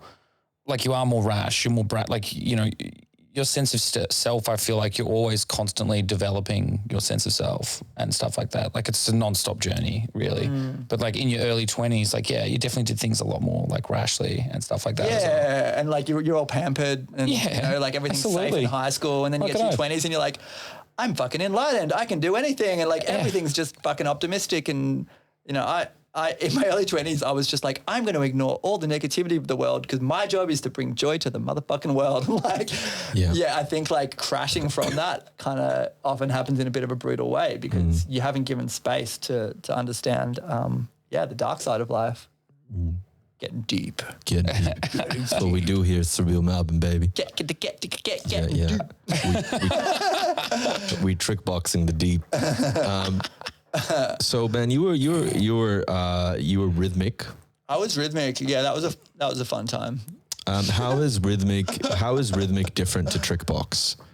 What is it in terms of how were you rhythmic, you know, like was it just DJ set? Because no, I wrote my own music, released an album and 4 EPs. Yeah. Rhythmic was like I wanted to do things different, and it was doofy, but I'm like, I wanted to bring this like quirky, fun, childlike, playful energy to the doof scene. And it started off like a little bit darker, like kind of like Danny Elfman, who does Tim Burton's score, had this kind of spooky, quirky vibe. And then at some point I'm like, I don't want to give anyone a bad trip. I just want to write really like happy, fun music, which is an interesting choice. And I think maybe because I had some bad trips, I wanted to maybe I was overly mindful of that. Yeah. And then, at some point, like glitch hop came into the scene. I was like, oh, fuck yeah. Like fucking Bass Nectar played at Rainbow and it was just like the market floor, which was normally 4/4, was just this like fucking heaving mosh pit hip hop mass. And it's just like, this is a fucking vibe. Like, you know, like it landing on the scene so freshly and like Tipper was playing at Rainbow a lot of years. Tipper credited to be the king of it. Yeah, he's from another planet. A lot of our now very successful glitch hop Australian producers like Mr. Bill, you know, I mean Grouches and OPO, like a lot of them credit Tipper as their sort of, you know. Yeah, his sound design is just it's fucking, and his live shows are just so fucking incredible and psychedelic and live, and so yeah, started getting influenced by those sounds. And yeah, I did some great gigs. I got to play after Oscar, OPO at Winter Solstice in Cairns, which was fucking a real highlight gig. I've heard of it. Got to finally play Rainbow. I was like applying for, like, my dream was to play Rainbow, and I sent them fucking every year. And then they offered it to me one year. That you didn't apply? No, well, yeah, that too. But they offered it to me. And then I was going overseas. And I turned it down because I'm like, I'm not going to be ready. I got a fire show overseas in Malaysia. I'm not going to. And yeah, I think I upset someone because I was just like, you're an idiot. Why would you turn down Rainbow? And I don't know. I think it got taken the wrong way. And that's no discredit to the whole of Rainbow. This was with one particular person who I think, got the wrong idea about me. So then, I ended up giving up and just being like, fuck it. Like, I'm just not going to apply for Rainbow. I'm going to go to New Zealand. And I put a Facebook post up being like, I'm done applying for Rainbow, getting turned down for like the 7th year in a row. I'm going to go to New Zealand. And then Thad from Rainbow saw it and was like, put in a good word for me, or maybe he was production manager for the whole festival. I don't know if he was, but he ended up doing a lot of bookings, but I think someone else was doing bookings. Fucking legend. I remember he is such a fucking sweetheart. I remember seeing the clips, and he's like, dude, I saw your post, I put in a good word for you. I'm like, you're a fucking hero, because like playing Rainbow was such a milestone for me. And exactly. What stage? What year? Yeah. What time? Set what were you time? Wearing? What? It was a great slot. It was the main stage finished, and then the sunset stage just opened. Yeah. The first set on the sunset stage, and Sunday. The sprinklers were cranking. Yeah, Sunday afternoon, sprinklers were going, and I got to also play Paul Abad, the legend, got me a set. At O3? No, at the Eclipse Festival. In Cairns. And 2012. Yeah. Amazing, life-changing experience, Fucking wild. And I think I was pretty booked, and Paul's an old friend, and I'm like, hey, dude, like, any chance I can get? And I ended up playing on the pirate ship there, the Moon Stage. Oh, that was that is honest, so many great bass acts on that stage. Epic stage. Like, I remember walking up and just like, the excitement of seeing this. It was a sunken pirate ship on two sides. Yeah, so you had the back of the pirate ship, then it was like the illusion of it going into the sand and coming out. And one end was the mixing desk, one end was a stage, and front of house, and the sails, we're all there. Yeah, it was an American crew came over and built it, and I was playing it in the morning, and I got a whole bottle. I drank a whole fucking bottle of. I'm not a big drinker, but I drank a whole bottle of agua, and that'll do it. I was saying before, I like rockstar moments. Someone like put tape around it and wrote rhythmic on it, and I'm like, fuck yeah! Like, I made it, mom. And like, I was so drunk by the time I got to the end of my set, I wasn't even mixing tracks. I was just like, woo! Like just yelling and just having a great time. And that was a DJ set, but I played an original. And then when I played an original, like the whole crowd, like fucking, like cheered. And it wasn't a huge crowd, but it was like, I don't know, that just hit my fucking heart, Phil. So I was like, yes, like, yeah. So yeah, I had some really great times. My friends were fantastic. They had an ongoing joke. They were always like rhythmic and like joking about me being a rock star. Cause like after I played at Winter Solstice Festival, we went to a hotel, and then this chick's like, oh my God, it's the DJ from the festival. And like ran up and was just like hounding me with love. And then like I was at Deliverance, another festival, telling that story. And then another girl was like, oh my God, are you rhythmic? And jumped on me. So like it became a little bit of an ongoing joke. My friends were always like, oh my God, it's rhythmic. And like they're literally at the front of my sets, just being like, oh my God. And they're like, like flashing their breasts and throwing panties on stage. And like, so that was a really fun ongoing joke. But yeah, in the end, my kind of creative juices just ended up like dying out on that. And I'm like, nothing was coming out. And then Ruben Stone. Shout out to Ruben Stone. Ruben! Ruben Stoner. Both collaborated with him. Fucking legend. We were living in a warehouse in Brunswick, and he moved in, and he's a looper. He's a looper, and I had to go on his loop pedal. I'm like, within 5 minutes, I'm like, I am fucking done. I'm never writing music on a computer again. Like, it was just everything I was looking for, and I was. I spend a lot of time on computers, and it can be quite a draining thing doing art on a computer. Yeah. And to see that you can make music real time and have a thought and it comes out your fingers, because on music you got to move the mouse around and put it in place. And the sound doesn't. You often don't get the sound off the bat.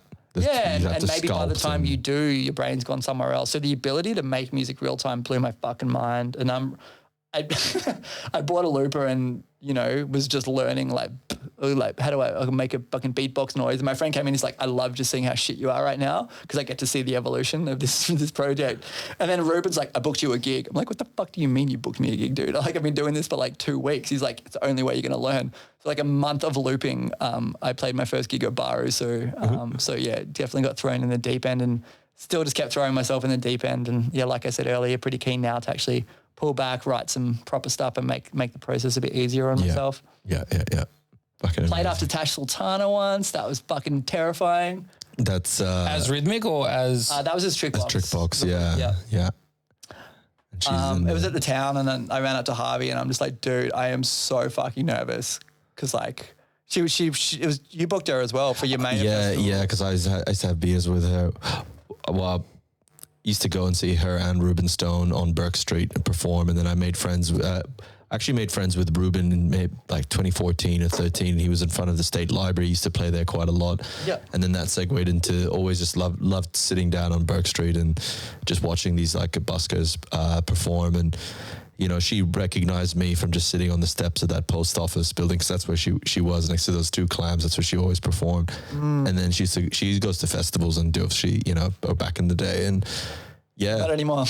Well, no, she's playing like in headline. Yeah, and like being featured by Sony on PlayStation games, and for fucking full power to her. From having like a grungy upbringing and like a turbulent like teenage years, busking on Burke Street and dealing with all the rawness of the street, and now just being one of the biggest artists in the world. Like fucking boss. And still, you love to say it. Still, like if you listen, I said you love to say it. Do you know what I mean? Someone go through that journey of adversity and then just be like, actually, and she's still herself. That's half the magic, is like seeing that evolution real time.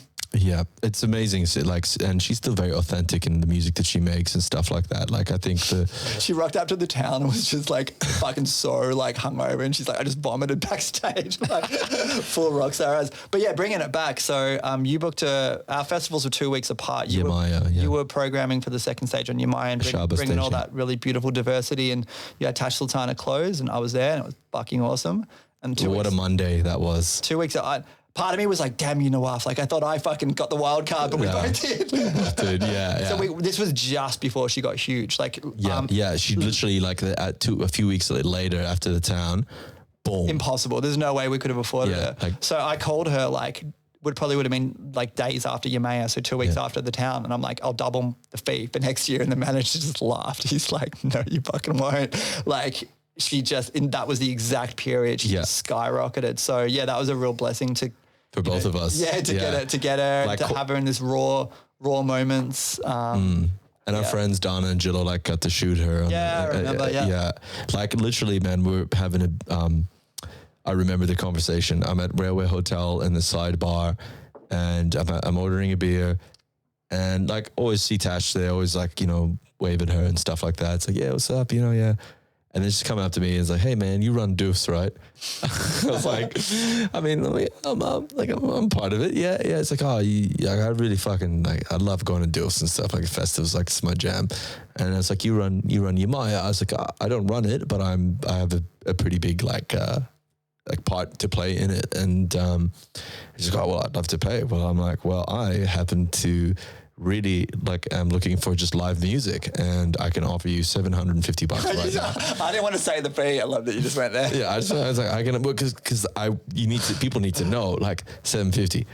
Go and ask the manager what it doesn't costs. exactly matter now, does it? Like, No, when it's she's 20. charging like fucking $100,000. Yeah. Yeah, I got her for $1,000. $1,000. And like we tried to book her. And the manager was like, dude, she's selling out gigs. And I'm like, dude, like my festival's, dude. Dude, man.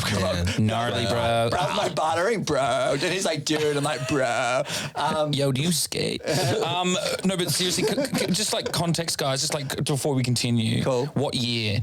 Give us a 15? It was the second, 15, 16? second town, and we went out to this 5 years ago. 2017. 2022 now, remember that? 2017? 7 years ago. 2017. I reckon 2016. Maybe 2016 or 2015, I think. There's a second town, and the last year, Maya. And I've lost count because there hasn't been towns for 2 years. That was my metric of your metric of life. But man, like I'm just super curious. Do you know what I mean? Because like, yeah, you know what I mean. Like that to now, like obviously Tash would be a lot more to book, which is like, like 100,000. Like even I tried to hit her up in the next year, Maya, and we were like, what is she like 20 grand? Nah, yeah. You know, I thought maybe she'd be like 20 grand, but yeah, maybe she was then, but now she's definitely full power to sellout. Yeah, exactly, man. And like, man, she sold out Margaret Court Arena, and like I think they got more tickets in Margaret Court Arena than any other gig ever. Like, you know, I saw like Sigur Rós in Margaret Court Arena. Like, think about all the massive acts. Like that is fucking huge. Where is that Margaret Arena? So Margaret Court Arena. It's in the tennis districts, so it's like Rod Laver Arena. Oh, you're not familiar with the tennis district? I know. It's that time of year as well. You've been reading on the. I've been to High Sense and Rod Laver. Been to many raves there. Yeah, and I went to a few as well. Yeah, I went to the Kendrick Lamar, Rod Laver was real good. That's not a rave. Hey, I'm just saying. Keep it on topic, please. Hey, he's talking Tash Sultana and Margaret Court. Man, that's not a rave. One cool thing as well is Margaret Court came out and said some really like homophobic shit. She was like, you know, like I didn't think gays should get married or some shit like that. I don't, you know what? And they gave her a court. Well, they're almost going to rename it. They gave her the court first. But so it was cool having Tash there. He's obviously queer. Queer, yeah. And then Sigur Rós as well. I can't remember the lead singer's name, but he's gay as well. And at the end of the concert, they had like massive. Shout out to the rainbow. Yeah, they had a big rainbow, big fucking beautiful rainbow. Was it easy to chase this time or no? yeah. And then I started following it. Security's like, sir, you can't come in here. And then we won't. Wow, I just got a really good memory as well. I saw Alt J there. We're going way off raves here. I fucking love Alt J. Alt J? Alt J, it's a band. Oh, okay. But yeah, we were in the seats and I'm like, I fucking need to get down there. And I was like trying to convince the security guard. He's like, no. I know her. Yeah, I know. Hey man, a lot of people's girlfriends are in there. Exactly. Wayne's World reference for anyone who missed that. And then I ran and I found the head of security. I'm like, I fucking absolutely need to be in the mosh pit. I'm missing my favorite band right now to try to convince you. And she's like, well, if you really need to. And she gave us like 2 wristbands. We were just like, yes, and ran down in there. And that was a great time. Also, I'm getting excited now. I just thought of some fun stories involving police, if you're interested. Hell yeah. Well, we've been covering all bases, all the topics. Yeah, we've got 3 more hours to go here, so... Yeah. It's a good story. I was... Did it happen to a friend of yours? Friend of a friend of a friend, Yep. So friend of a friend, no. So I was going to a bottle shop at like 1 in the morning or something. Was it the Exford in the city? I don't know. No, it was in the middle of like Glenferrie or something. It was just like... Oh, I know that one. Yeah, it's open late. Yeah. It was that one. So it's just like, that one is... Near the corner of Auburn and Glenferrie, There's just nothing around it, right? Yeah. Oh. Maybe it's a different one. This was just like on a side street. It's just like... There's like a pub, but then there's the bottle-o there and it stays open ages. Could be. I just remember there was nothing else around. And it was just like, I said to my friend, I'm like, we got our booze and we like cracked a can and started drinking. And I'm like, this would be the perfect place to bust people for drink driving because it's just deserted suburban streets. And it's like, woo! Like the moment I said that, it's like, oh, you fucking serious? So I put my drink down and then like police officer came. He's like, yo, what's going on? I'm like, nothing, just getting some booze and stuff. And he shines his torch in the back and he's like, would you like to explain to me why there is a part of a police car in the back of your van? So we were doing a party at the time called Unusual Suspects, which was a crime. The flick. A crime themed party. And I don't know, my friend maybe got it from a scrapyard or something. We had a fucking part of a police, like the front part of a police car. And he'd written instead of to protect and serve, to collect and serve. So it's literally like the front panel of a cop car in there.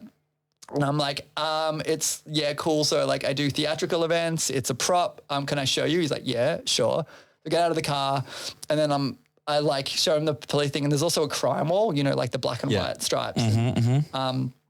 And it had like decibels on it, you know, like 100 dB, 110 dB instead of meters. It was, you know, because it was for the party.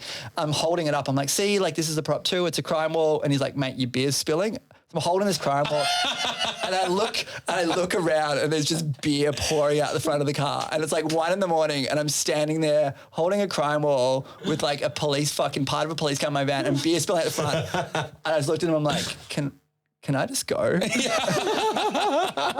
he's like, just get the fuck out of here. He was like, this is just so funny that I'm just going to let you go. It's so ridiculous.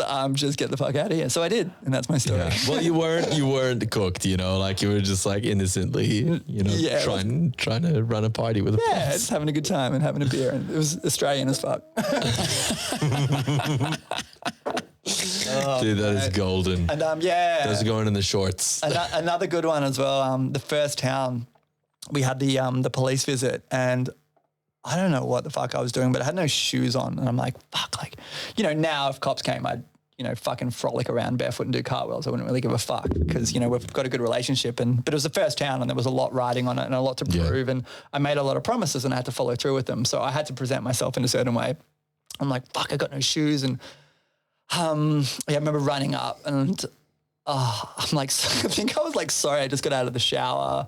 You know, sorry, I got no shoes on and stuff. He's like, that's cool. And like, let's go for a little walk. And like, we went for a walk and it was like the universe was just like, I am just going to fucking like make this festival look like fucking Bambi fucking in heaven. And like, there was just like security walked past and they were like ushering someone. They're like, yeah, go this way. And kids were like blowing bubbles and just like, I hadn't slept in like 2.5 days because it was just like my first ever festival. Like, it was just, you know, I was so sleep deprived and it was just like the perfect, and like the music at the time was all dreamy and angelic. And then we got to the bar and he's like, okay, we need to see the liquor license and we need to go inside. And I'm like, oh, I don't have any shoes. And then someone runs up and they've just got a pair of shoes, like, put my shoes on and then I go inside. I'm like, cool. So do you want to see all the paperwork? And the cop just looks at me. He's like, you know what, mate? You walk into a place and you just know. I'm like, it's right there. He's like, you just know. And I was just like, fuck yes. Yeah. Like, you know, like they just come from fucking like spring gnats, like fucking bogan racing. Summer gnats, you mean? Summer gnats, yeah. So, and people are fucking bottling each other and fucking like tits and cars and burnouts. You don't fucking like it, then go home, mate. Like, and like they treat the cops like shit there, and then like they came to this beautiful little utopic wonderland, and like it was fucking so nice. And unfortunately, the situation with the neighbours was kind of the polar opposite. It went really fucking bad at the end of the festival. What happened? It was an ongoing saga.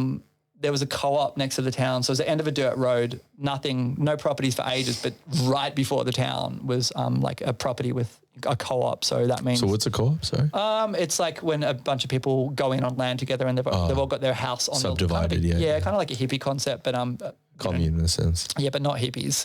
A mix of, teachers and lawyers and a mix of people. Conservatives. Absolute legends who, the first thing, I called my friend up and when I was throwing the town and I'm like, do you reckon I'll be able to get away with this site? Do you reckon I can make it work there? And he's like, John, who runs the site, he'll be up for it. The neighbours, no. So your job is to convince the neighbours. So first thing I did was went to the neighbours. I told them how it was completely not like another doof that tried to happen there. Oh. Yeah, so I actually actively modelled myself away from doofs. And I've seen other promoters do this in a more dodgy way where they're like, oh no, it's like a lifestyle festival. But then they're just using that as a way to get away with fucking banging psytrance. And that really pisses people off. So I'm like, I want to do something that's really not doof and not pounding electronic and I want to follow through with my words. So it was so important to me to try to do it right. And we had Tom Cosm play on the Saturday night, and Tom plays both very chill music and also psytrance. Yeah. And genres in between, yeah. It was our first festival and we just hadn't quite worked out the stage manager and how important it is to close the stage because the permit was we could go to 1:30 a.m. And it got to 1:30 a.m. and Tom's like, I've run out of chill music and there's no stage manager telling me to stop. I'm just going to keep playing. And it just got like, so like the first town is just like going over time and like an hour of fucking psytrance, which you could apparently hear from like the campsite, like way down the road. And I told the council this and they just fucking laughed because they understood. They're like, it was a genuine fucking mistake. Like it wasn't in malice, like, you know, and it was just so ironic that it was the worst type of music. So that polarized the neighbors. Yeah, I mean, there was a couple of people living there that I feel like anything would have set them off. And then they came in on the last night and, yeah, it was really shit. They tried to get me to sign some stuff on the spot. Like, and I'm like, I'm not signing things. Like I'm being cornered here. And then they're like, well, let's go for a walk and hear how it sounds. But they were actually taking me for a walk to like the whole co-op. And I was like surrounded by 12 people and just sleep deprived and by myself and just got like, I just felt like such a fucking failure. And like, that was my own shit too. Cause I was taking so much pride in doing it right and making it sustainable. And I just cried and I'm just like, I fucked it. I completely fucked it. And you know, that was my shit. But on top of that, they were being like pretty aggressive. Like, some of them were there were aggressions at points, but it was more just like, yeah, they weren't exactly being like kind about it. Yeah. So then the next day I'm like, fucking in new spirits. And then like me and my friend Katie, she's got like this like fucking like, I don't know, like 1930s like corset on and a white parasol. And I'm like, let's go fucking visit the neighbors. And we went like frolicking around neighbor to neighbor being like, hey, like let's make peace. And it was going pretty well. And then I got to like the last neighbor and he was just like, I was talking to his wife and she was having a go at me and I was kind of listening, kind of rebutting. And then he comes out and he's like, well, fucking like, look at this fucking lying piece of fucking shit. I'm like, mate, like, can we have a chat? He's like, no, fucking all you do is chat. You're a liar. You've got a fucking silver tongue. You're a pit, like just fucking like character assassinating me hard. I'm like, man, I'm like, right. I'm like, do you really want to end the relationship like this? Like, do you want to talk about it? Or do you want to, he's like, fuck you. I'm like, well, fuck you too, man. It's fucking on. Like, fuck you. Like, you're a piece of shit. You've given me fucking hell. You've got no compassion. I'm doing my best here to run a festival. And like, yeah, him and another neighbors, like, they were really fucking horrible, the whole process. And then the next year, you didn't, not the same location. Same location. So that was spite you. And like, yeah, even more challenging. So the second year, Friday night, about 4:55, so like just before the end of business day, I get an email being like, we've received information that your festival hasn't followed protocols and may not be able to happen, like 6 days before the fucking festival. What about the ticket holders? Well, what about what the worst? Like, that's fucks, man. Well, the worst thing was 2 months prior to that, the site owner and the neighbors had like made this agreement. They'd gone back and forth. They'd come to what they both decided and mediated would be a fair way for the festival to run. And it was signed, went through council, it was approved. And then someone on the property went against the rest of the co-op and was like, let's find a loophole and sabotage them. And the loophole was, it said in the agreement, I had to notify the neighbors within 65 days of the festival. But the agreement didn't come into play. Like, it wasn't finalized until like a month before the festival. So that was an impossible, like, we were making that agreement for that very festival. And then they're like, oh, loophole. So I get this fucking email being like, legal loophole, the town can't happen. And my crew's like, we're at second story. We've got like, you know, all the town buildings being built. I had to spend $20,000 that weekend with no ability to talk to the council, no ability to get any, what's the word, security yeah. that the event's going to even fucking happen. And I went to my girlfriend's house. I'm like, I need to at least fuck it. I'm like, you know, sometimes I'm like, watch your words. Like, words have power. Like, don't tell people. I'm like, fucking, this is too much to hold in. So I told my girlfriend, didn't tell my crew, just kept like a straight face, just like, shit's cool. Everyone like fucking spirits up. We got this. And then I got to Monday. I'm driving fucking straight to the council, and they were really cool. And, you know, they're like, they do have a lawyer on their side, but he's not a planning lawyer. And yeah, it fucking backfired, and the festival happened because it was fucking. How did it backfire on the neighbors, or? Yeah, I mean, they went against an agreement. their community against the council. Like and like it actually worked really well because the third year they had nothing. They were just like, that's a good, you know, and this isn't the whole neighbours. This is like some rogue people within the co-op, but they had to go on a holiday and just like shut their fucking mouth. Like you could send them on a holiday. I didn't fucking send them on a holiday. Fuck that. I would not pay for their fucking holiday. Maybe the rest of the people that wanted it to happen because, you know, like economically it's like good for the town. You know what I mean? Like, hey? No, but like seriously, as in like there are like a lot of benefits to like hosting festivals in some of these places. You know what I mean? Like it runs a lot of cash through the area and stuff like that. And places which a lot of people aren't visiting. You know, like Benella's a really cool city. They've got like wall to wall, an amazing street art festival. Yeah. That's where my grandmother lived for many years. Oh, cool. Yeah, I've been there many times. It's awesome. You know that rocket ship that's in the park or whatever?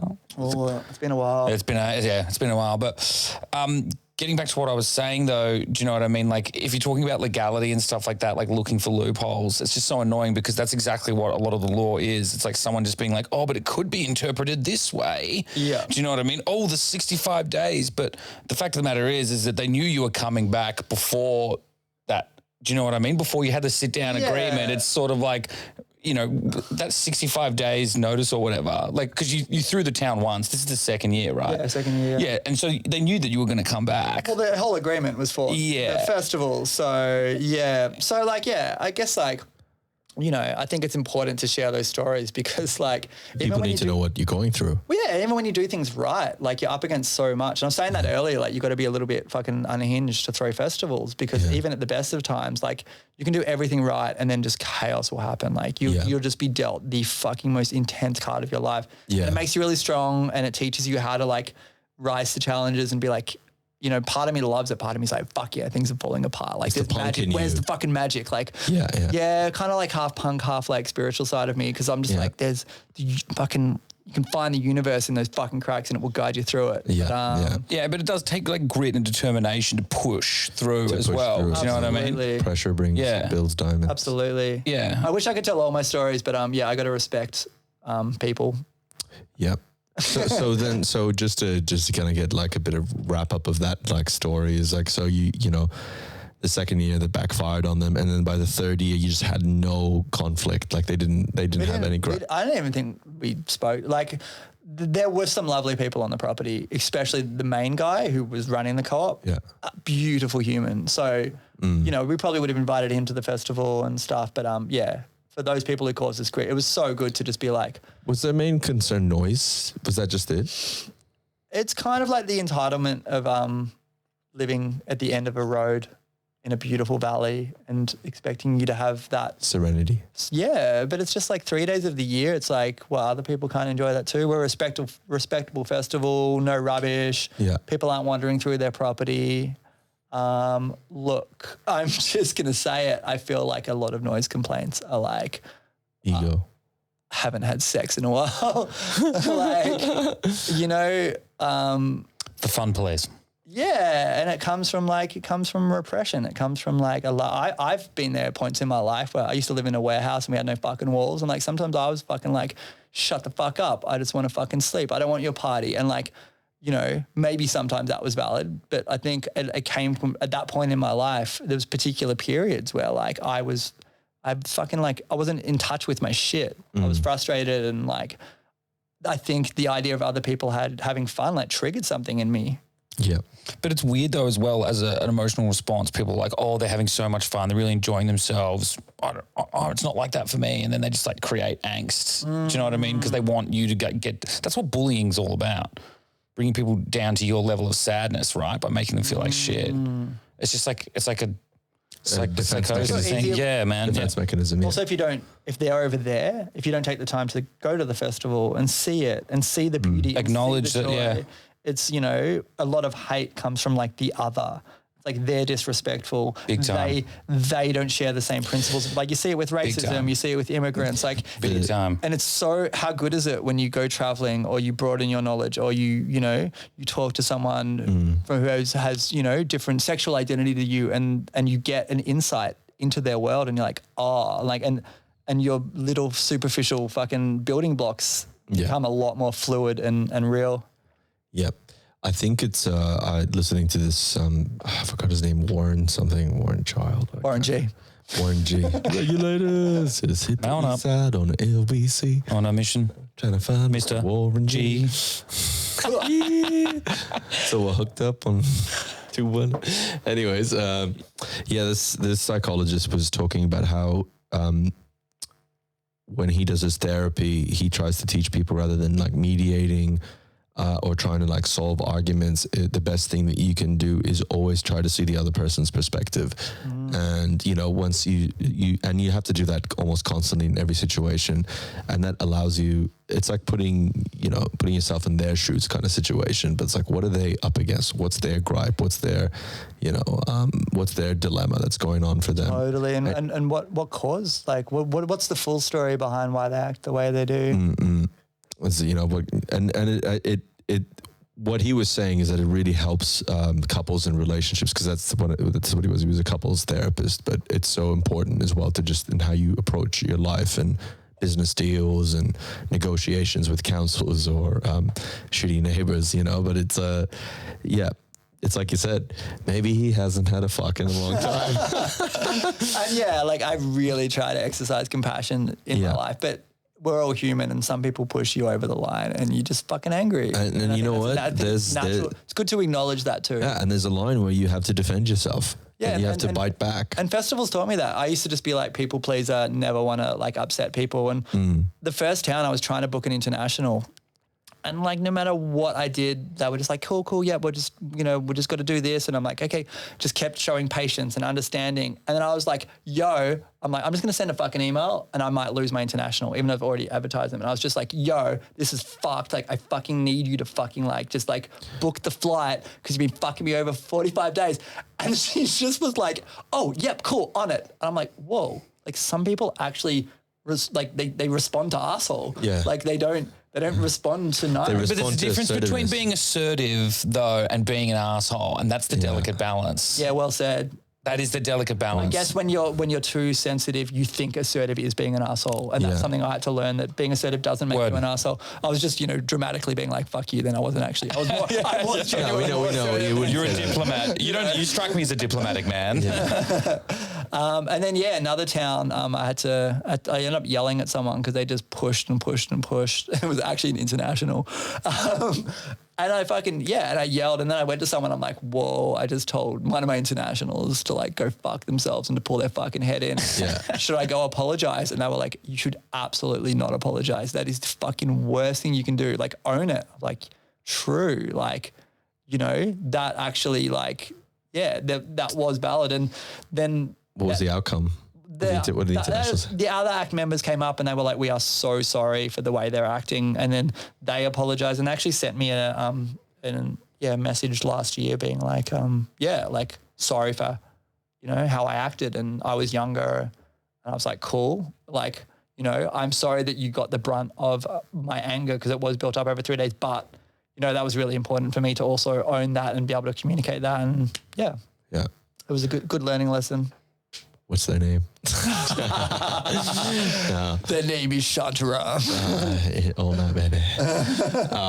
I lost my cool at the last CMI at one of my core team members, and one of the things that like ticked me off is, again, there was this, like, it was extremely stressful for me. Like I had hives covered in my whole body because I was trying to do too many things within the stage. I donned too many hats, and all I was asking for this one guy who said he wanted to help in the like admin side is just book a drum kit. That's all you have to do. Book a drum kit. And then on the day of the festival, was like, hey, how's the drum kit going? It's like that. And then what kept on happening was he was just donating his time to other parts of the festival, like during the build, when he should have been on my build, and my crew. And he was like, you wanted this role. You wanted to be one of my 2 ICs. And like I hadn't slept, a stage literally fell front because this just wasn't hoisted very well, and we had fucking crazy winds during the. I love it. Sorry, I'm just so fascinated by this behind the scenes. Yeah, don't forget the sandbags. And you need like more than sandbags. So that we had to get ICBs with like filled with water and shit like that, and ratchet strap them and to hoist the stage. But it was just during the build that happened. That person wasn't like responsible. And that happened all while I was off site. And, off site, I was back home, couldn't even be on site. And that festival that year, we only got the permit last minute. So we built that festival in 9 days.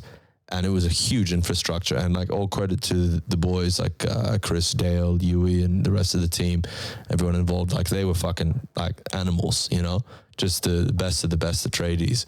But this one person, like at one point I hadn't slept, and I was also dealing with a fucking crackhead projectionist, like meth head, like projectionist that I was like, got that, yeah, like disclaimer, when I had him in my house, and my mate who suggested to like we get him on was like, hey man, I know that you have a habit, and I'm going to say this very clearly, and I'm going to put it in an email. Should you show up in a state that is unacceptable, you won't get paid, or you will get reduced pay. Yeah, good for you. I made that very clear, and then it's funny because this guy's dad was trying to like send me an invoice and that, and I was like, this is exactly what happened. And so before I tell you about how I got really angry at my colleague. So this guy rocks up, hasn't slept, his projector's all like in the back and stuff like that, and we're like, we're literally working like around the clock to get the stage like up and ready. Main stage is like fucking smooth sailing because Dale's a great like construction guy. I'm still like trying to do all this stuff like the admin and this. And at one point I need this projectionist to put up this like, 20,000 lumen like projector. We built like this giant box and had to hoist I remember seeing it actually. It was quite a nice, impressive design. No, it wasn't. Yes, it was. It was like a bird box, but it was great. But it was like structurally, it was pretty like, it was very well built. But we're looking for this projection, like two projectors, two 15,000 lumen projectors and then a 20,000 one in the middle, which we got for an insane price because this guy really wanted the gig. And this is where I was just like, I'm banking on you, don't fuck me. Yeah. Where is he? Nowhere to be found. He's asleep in his car. He's asleep somewhere else. And the back of his van is in the artist area, and it's just open with like all these expensive projectors. And I'm just like, you know what? I just said to Hisham, just grab him. Like, grab him. We'll set it up ourselves. You're a projectionist. You know what to do. You're my guy. And it's like, all right. And then he just rocked up, and he was literally just methed out of his mind and like, coming in the end. It's like, so that's just one of the things I had to deal with. One of the many things, right? And it's going back to this one guy who didn't hire the drum kit. He just like, just the excuses, the constant excuses. And then something flipped the switch. And I was like, you are full of fucking excuses. And I grabbed a bottle, like a beer bottle, and I just like threw it against the fridge, and it just smashed. And I just got like really, and like this guy could fuck me up, right? Like if we got into a fight, like he would totally like, and he's older than me. He's like very muscular. Like he's been in a lot of fights and he's done security and stuff like that. But I just had this breaking point, and he just tipped me over the edge. Just like, he just had one thing he had to do, but it wasn't really his fault. Like the me arcing up. I just like, it just broke me in that moment. I've been there when someone just pushes you over the edge. It's tricky because like, we're human, but then we're in positions where we're trying to, set a tone for how we all behave and treat each other as well. Yeah. And I have to go back and apologize. And then he also apologized, I was like, that can be quite beautiful as well when things do hit over and then you mediate it and you connect. And like, I've had fights with people in my life, housemates, whatever it is. And like after the fight, you actually get, you form a bond. You become stronger. Bond, yeah. It's true. It's like a respect thing. Yeah. Like it definitely happens like in sport and stuff like that as well. You know what I mean? Like people like rival competitors, but then eventually they like chill out and it kind of comes good. It's like Carmelo Anthony and LeBron James, but to use a sport analogy, but do you know what I mean? It's just sort of like, there is a beauty in that. There is a beauty in that. Rocky and Apollo Creed. Bang. Your story reminded me of the first town. I'd cut corners and some dude's like, hey man, I'll bring your stage truss for a ticket. So I'm like, fuck yeah, save some cash. Like this guy will like bring the foundations of my stage for a ticket. What could possibly go wrong? And like, it's the night before the festival and the guys were setting up the truss and they're like, dude, we don't have the pieces we need. And the guy's like, it's all good, man. I'll go back to Melbourne and get it. So he goes back to Melbourne and then it's sunrise. everyone is asleep. I'm the only person up because I'm, running the festival. And I'm looking around and it's like the festival is nowhere near ready. The stage is on the ground. This is the morning of the festival. Gates opening at 9 o'clock. So in like 4 hours, I'm like, holy fucking shit. I wish I could say a specific detail, but I can't do that because of someone else. But we had to cordon off the town area and people arrived and it was like town opening at 5 p.m. and we're just like building like crazy. Truss comes back, quickly finished the fucking stage off. Like we didn't actually finish setting up the festival until Saturday about 6 p.m. But the vibe was there. and that's 90% of the battle. And we just pulled it off. Like the first town, and that teaches you just go with professional operators and fork out the money. Couldn't afford them, and I've had a history of undercharging for my events. And when you undercharge, you've got less money, and money fucking helps and run a festival. So I had to learn how to value. The first round was like $100 for the first round tickets. Like that is so cheap for a 3-day festival. Cheap as chips. Yeah. Mate, you pay that much to go to a day festival. Yeah. It's like $35 a day. It just took me time to because I wanted to build this brand. Community. I wanted to build like something which was participatory, and I'm like, I don't want this to be a commodity. I don't want people to pay so much that they just feel like then they just get everything excluded from So I was always very conscious of keeping the price down. But I think that's also in another way a really great way of drawing people in. Yeah, because people would have gone $35 a day to go to a festival, absolutely. Yeah. Do you know what I mean? Like camp for 3 days, absolutely. And for the first one, you want to get that buzz. You want to make it work. And absolutely. The hype going. Yeah, definitely. So I don't think it's that silly. Yeah, it's a balance, but you know how that goes. It was a good time. Yeah. So we only get better by practicing.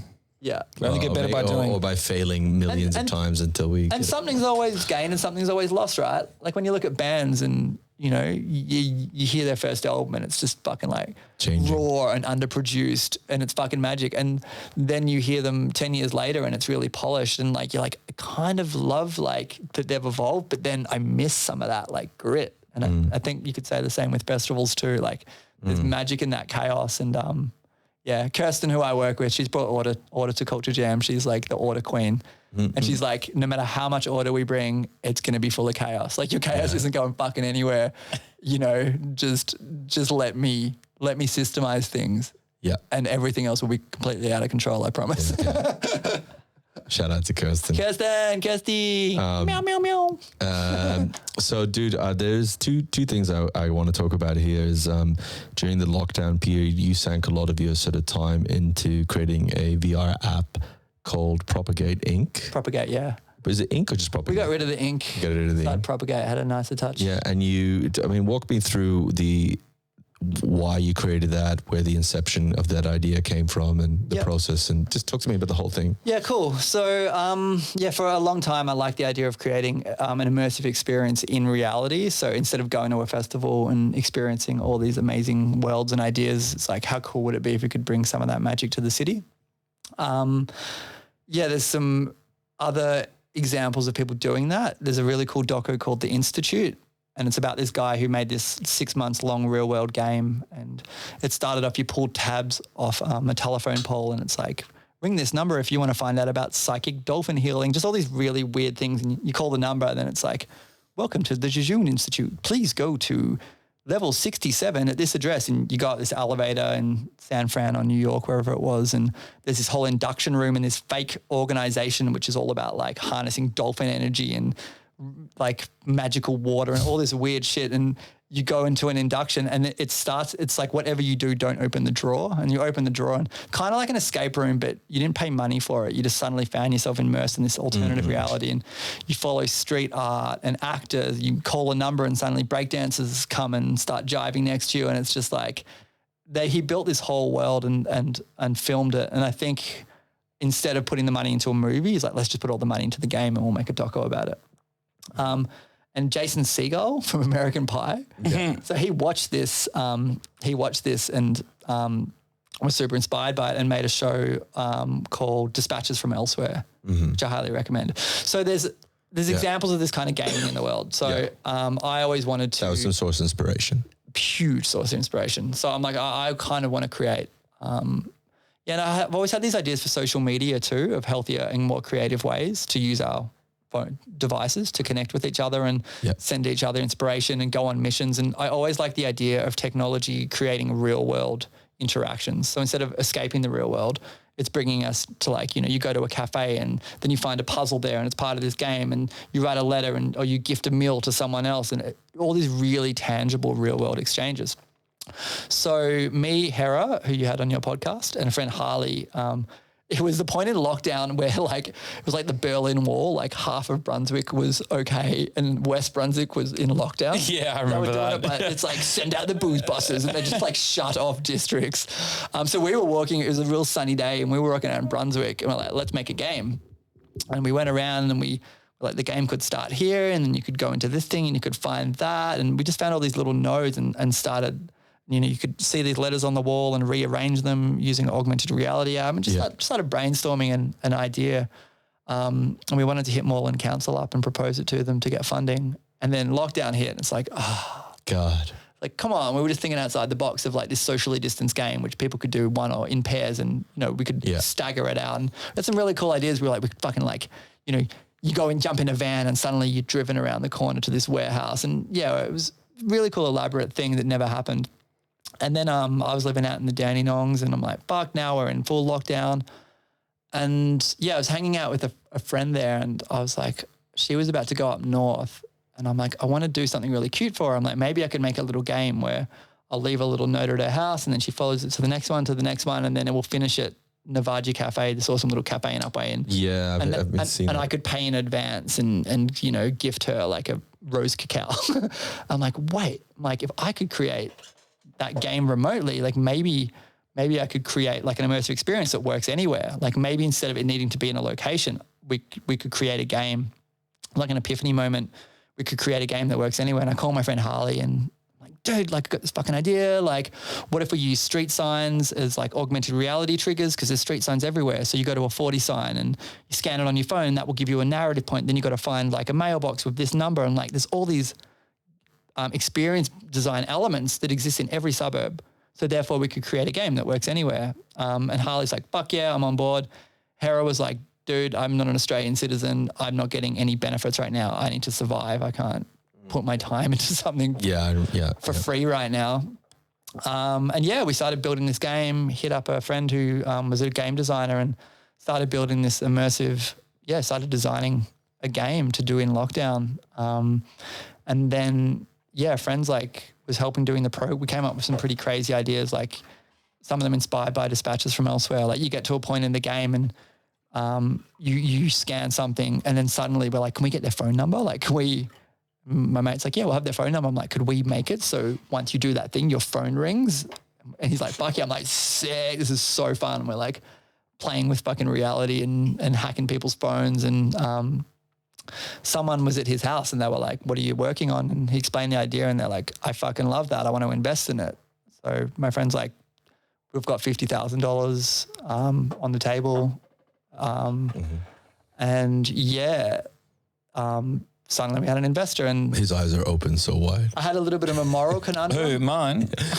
I'm active listening. I had a moral conundrum because Culture Jam's always been independent, never had a sponsor, and I won't say who the investor worked for, but I had an ethical conundrum whether I was okay accepting their money or not. Yeah.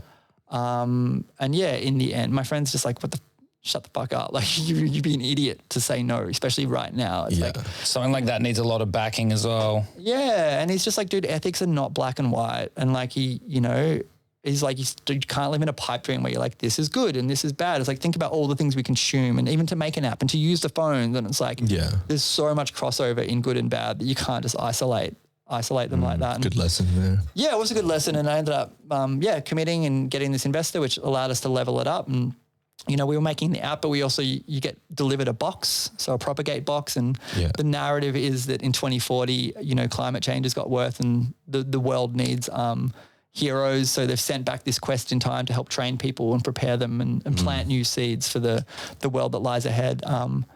In hindsight, I kind of wish we went a little bit more raw and apocalyptic, but like there was a lot of trauma going on at the time, and I'm like, is that really appropriate to just like go further on that. So we kept it pretty light and accessible. Still has those concepts in them, but it's, you know, kind of like presented in quite a fun and sometimes fluffy way, and kind of like an escape room for the real world. And incredibly topical. Do you know what I'm saying? Yeah. Like climate change. Relevant. Everyone's like really concerned about the environment. And so like a dystopian future like that.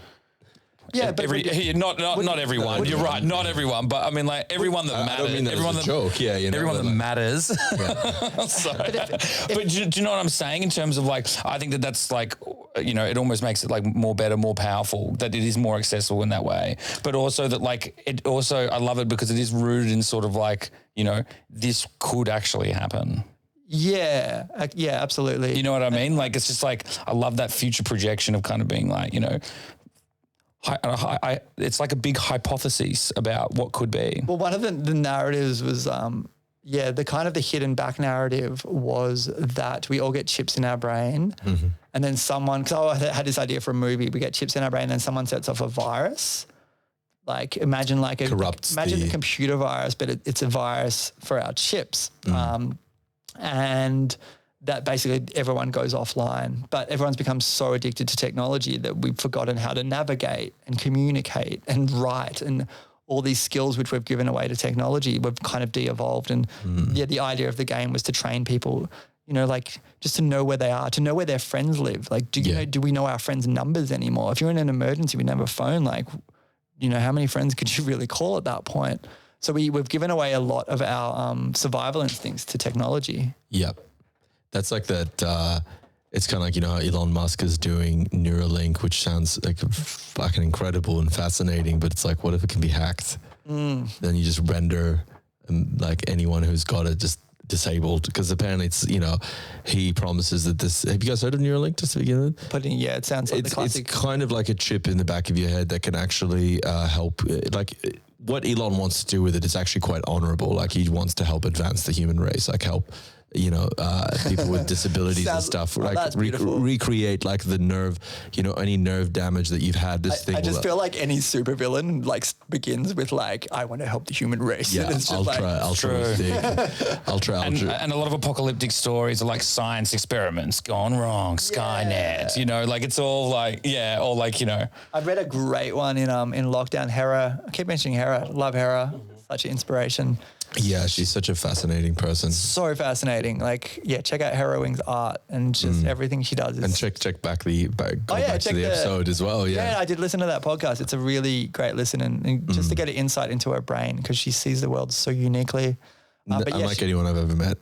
Yeah, absolutely. And her art reflects that. But yeah, she gave me a book called The Mad Adam Trilogy, and fucking so good. Come here, man. Oh, bring it in. Oh. Such a good read. Shout out to Margaret Atwood. Margaret Atwood, who did good writer. Handmaid's Tale. Yeah, I read that book in high school. That was one of our core readings for like advanced remember English. I posted it on Facebook and you commented about that. So funny, that book at the same time. Like it has like such a dark sense of humor, but so like, bleak. You know, the reason why I thought of that is because you've got one protagonist, well, not protagonist, Jimmy? Antagonist.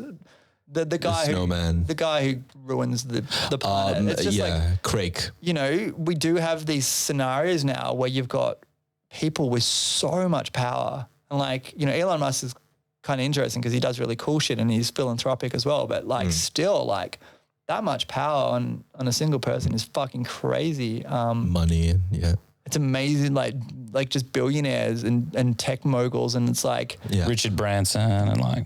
Well, no, I think they've surpassed Richard Branson as far as like. They probably would have. Like but we're I mean, talking about Jeff Bezos style, Elon Musk and stuff, like people with huge power to shape the future. And like what happens as we head into more uncertain futures, like surely they'll start offering solutions, and like, are the solutions in the best interest of humanity, or do they have vested interests, as everyone does? Like, is there anyone on the planet who doesn't act with vested interests? Even when you're a really good, sweet person, like you still have your own cognitive bias. So like, you know, as we head into uncertain times, like it's fucking weird that it's shifted away from governments in a way. And to private.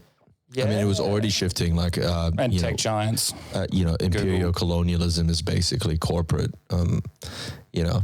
it's this corporate influence over governments having so much money that they can, lobby against legislation. So cigarette companies. Yeah. That's the big thing as well with like destroying the environment and stuff like that as well. What happens when big business supersedes what the people want? Or even just, what I mean? Even has more. What happens in that instance? Or has enough power to fight a government. And the other way too, if the people demand something enough, the businesses have to listen, ideally. We are the consumers. But it does happen. Like it does, like, it works with products. I think a lot of like, with the big fast food chain and like a bunch of different corporations, like who've put out like either harmful product or things that have like destroyed nature. You can now get a salad at McDonald's. Yeah. Global warming is going to be all right. Just to swing it back on topic, like, one thought I had is like, if the world is slowly, we're fucking destroying the planet and we live in this capitalistic system, like when we look at festivals, like should we just have these spaces where we can do whatever we want and take drugs and just fucking be reckless and be animals? Or like, do we have a responsibility as a subculture to be like, no, like consumption is what is fucking ruining the planet. If we are an alternative community, we should be exploring better alternatives. We should be more mindful. We should be aiming for sustainability. And like, I am in the latter camp, and like, one of the reasons we talked at the start how I sit outside of festivals is because like a lot of festivals are way too fucking hedonistic for me. Yeah. Like I've, even just some of the shit I've talked about in this podcast. Yeah, you've been there as a punter. Yeah, and I've been a punk and I've had a good time and I've been, but, I like to think, I was about to be like, I like to think I've been sensible, and I think of some of the reckless shit I've done. I'm like, okay, maybe not.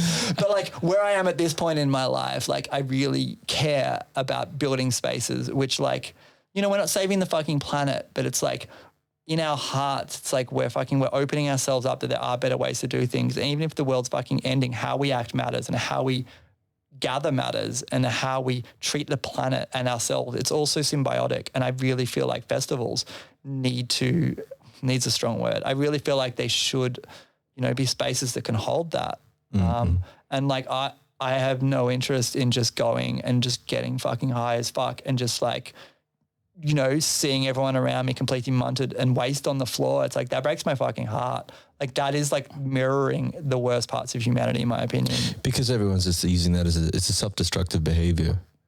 It's an escapism form. I mean, we all like to cut loose sometimes, but there's definitely this moment where, for me, playing at a lot of different festivals and DJing and different things, like I'm not always like drunk or, not always just like most of the time I'm actually just sober and just try to find those little experiences that I was saying earlier that are just like novel and try to create memories that are centered around just interacting with people rather than just constantly being on the dance floor. Yeah. Like I see the dance floors as a way to get into like the trance dance experience, not necessarily with the music trance, like as a genre, but just as a meditative process. Because that to me is what that dance floor should represent, is an ability to sort of dance your sort of sorrows away. But when you see just absolute, there's a line. Well, dancing is freedom of expression, right? It's a pure freedom of expression. And when you see it working in a harmonious way, like a dance floor that's just like throbbing with the same energy, like you were saying, and it's like, that's something special. That truly is. Yeah. And just like wheeling back as well, I wanted to say as well, like, the whole like Westworld thing you were talking about like, creating a space where humans can like live out their own desires and stuff like that, like digitally, and like how dangerous that actually is. You know what I mean? Because like, well, I mean, it's just a really hard talking point, because in one way it's like, is that going to be able to let people exercise those thoughts and feelings by doing them like that? Or will it like promote it and then like seep into the real world that it is? Well, does it go past a point where you're escapism and missing out on the real world? And that's kind of in all this stuff, isn't it? Like Facebook, parties, like technology. It's like, we deserve the right to be free to experience all these beautiful things. But then once it crosses a threshold and we start to get addicted, we're not just connecting with friends on Facebook. We're like chasing likes and we're addicted. We're not just going to parties to explore our freedom to dance. We're chasing dopamine. We're running away from our shadows, I would say is when it gets dangerous as well. It's when it becomes disingenuous. You're telling yourself lies in order to feel. Yeah. avoid. Yeah. Yeah, and which we all do. And like, I need to check myself and make sure I'm not being judgmental on the scene.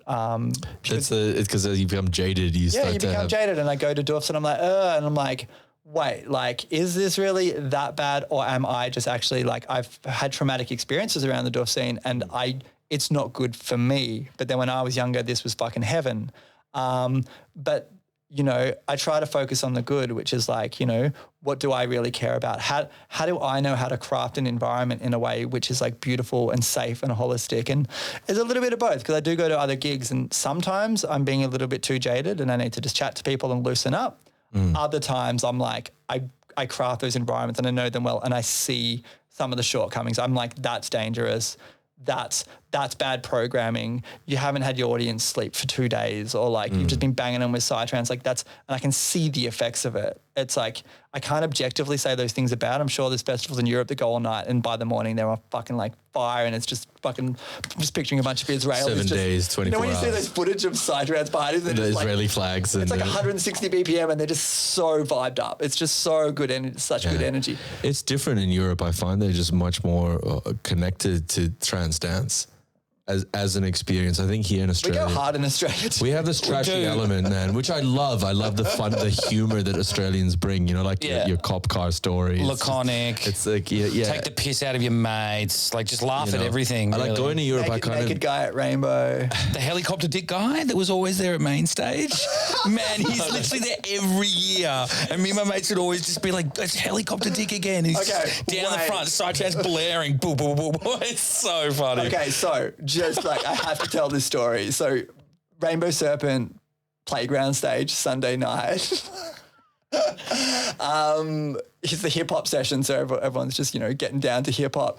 And then like these two guys like start fighting. I think one of them was the naked guy and they start like getting all masculine. And then like in the middle of the fight, one of the guys starts blowing the other guy like on the fucking stage, like in the middle of the hip hop session. It's not even that funny. And the crowd went wild. And then the MC's like, yo, yo, yo. And he started sampling. I don't know why that brings me so much joy, but it does. Like, I got a big fucking smile on my face. Hey, blowjobs rock, man. Yeah, fucking free the blowjob. I don't know. Hashtag. Free the nutsack. Hashtag Joe Blow. That's wild though, man. That's absolutely wild. What's the craziest shit you guys have seen at a party? We once met a guy that could suck his own dick. Why did this come back to sucking? Because it was fucking crazy, man. We were just like... He just sucked his dick on the dance floor? Yeah. Wow. And it was funny because he had this like candy necklace loincloth thing that he was like wearing. And we all started gagging with him, and it was started gagging. Yeah, we were just like laughing with him, just being like, oh yeah. And then like one of my girlfriend, like, well, not like, you know, a girl that is my friend, she just like went down and just like started like chewing the candy off the fucking thing. And we were all just like, oh. Anyway, it was fucking gags. But like, yeah, and then like obviously she just did it once as like a quick joke, and then yeah, it turns out that he can suck his own dick. I tell you something non-dick related that I've seen. Actually, that's pretty crazy. You go. I want to go non-dick related. I just like, because instantly, like coming off the back of the playground BJ. Like, do people just get high and suck it? Wait, well, you see all those big orgy scenes in like True Blood and shit like that when people are like sucking on. Damn, man, it happens, man. It happens. Rainbow market floor, bro. But aside from that, like berserk blowy story from playground stage, one of the coolest things I've ever seen in a festival, 100%. Were these dudes that had made a pulley system out of like fishing rods. So like it just like they so what they had this strategy, and they were like fully telling me about it, about how what they do is they'd like send the other end of the line out to another part of the dance floor, and then they could like pass drinks between two different eskies and stuff like that. And so like what they do is they'd send their mate out there, and he'd like be like, oh yeah, it's a vibe, or like whatever, and then they'd pass like notes and stuff like between them as well and do shit like that. But we got involved. We got involved in their pulley system, and so like one of my favorite things to do is to take like a cocktail making setup, and no one fucking expects it, man. Like you just go down there and you're like making cosmopolitans or like salted caramel espresso espresso martinis, and everyone's just like, how the fuck? I'm like, yeah, I pre-chopped the limes at the campsite, all right, and I brought them here in a bag. Like, but you anyway, are a genius. yeah, whoa, lightning moment. But like, man, and so like we just started sending drinks between these people and stuff, and like, yeah, we just ended up making friends with them, and like it was a really good time, just like trying each other's drinks, be like, oh, this one's champagne, yeah, nice, man, nice. And so then like we'd all finish it and like share it around amongst a group of people, and then we're like, oh, what do you think about this? And like, it's just a beer, and he'd be like, oh, that's what I wanted. Like, you know, yeah. That's fantastic. We were going to do that. The town that didn't happen. We were going to get a fishing line from the balcony going all the way over to the dance floor, so you can hoist over fucking little presents and little good things. I think one of the coolest things I've ever seen is Mighty Daniel's festival couch. I mean, that the first time I saw that, you remember Mighty Daniel's? Yeah. I remember the festival couch. Like, that just blew my mind. This was like Maitreya 212, 211 maybe. And you know, it's a fucking motorized couch. I've seen that couch. Yeah, I've DJ'd on it, and I was like, I feel like this is a dream come true. I'm actually DJing on a moving couch while people are following us and dancing, and it's like, what an experience! Like, it's such a festival thing for like, but how quickly normalized things become in like anything goes in a festival environment. Yeah, you know, someone just riding around on a couch and DJing. You're like, cool. Like, this is the intrigue and the romance that I have towards festival, is that there's some cool, like, if he's some guy who's an engineer, you know, and like he'll have some crazy thing, like one of our riggers from Yamaya, Graham Austin. I mean, this guy just built fucking flamethrower things in his thing. He's into, like, you know, twirling and stuff. Graham's like our go-to rigger as well. Yeah. And he's just like a mad scientist. He's like, oh yeah, I just built my own CNC machine. Or like, oh yeah, I've made my own flamethrowers. And he's got like a thing. Yeah, those when you're like doing themed events, like those people are just like the gold. Absolute fucking gold. And we had another guy named Tom from UK. He was lovely and just like electrical engineer, and he was doing things like, we had a chandelier above the dance floor. He's like, cool, I can make it swing back and forth, and the lampshades, the street lights, go on and off in time with the music. And Graham as well. Graham built like railroads, so they, you know, the stage was a train track, and the railroads actually ding, ding, ding, ding, ding, like came up and lights were flashing, and people looking, you've got a crazy idea. They also rigged phones. So we had Tom like rig telephones, and you pick up a phone at the party and like dial number 6, and, you know, suddenly it's got a clue. And it's like that clue is part of like a giant quest and stuff, and you run around and find the other telephones. And Tom sent Jack, who I do festivals with, and the other Tom, they were just going around dragging, dreaming with a battery. It was like an old school telephone, like a 50s telephone, and it had Alan Watts on it. So they're just like going up to people and like, yo, I remember this. Alan Watts wants to speak to you, and they're just putting, and like, you know, Alan Watts philosophically just like whispering in your ear out of a 50s telephone. And yeah, just like I froth on ideas, and then having people around that can bring ideas to life, like that is just like, that is the magic of a festival. Yeah. And then they link up, you know, like Tom's building these phones, and then had this girl Tashka come down from Brisbane for the town, and she does Quest. She's like, what? Like we can rig the phones, and suddenly Friday night at the festival, they're sitting in a room together recording things for the Quest, and just having like, I was running around busy as fuck, but just seeing that joy. Like Tom's got this ridiculous voice, and he's like, you can do this. You're a strong man. he's recording that on the phone, and it's part of the Quest, and like all these brilliant minds. And like, I really love, the idea of like the essence of a festival just being the sum of like so many brilliant minds, that the juju and the juice you end up with, like there's no way one person could even get close to it. Yeah, it's a kaleidoscope of humanity in like the best possible way, man. You know what I mean? Like it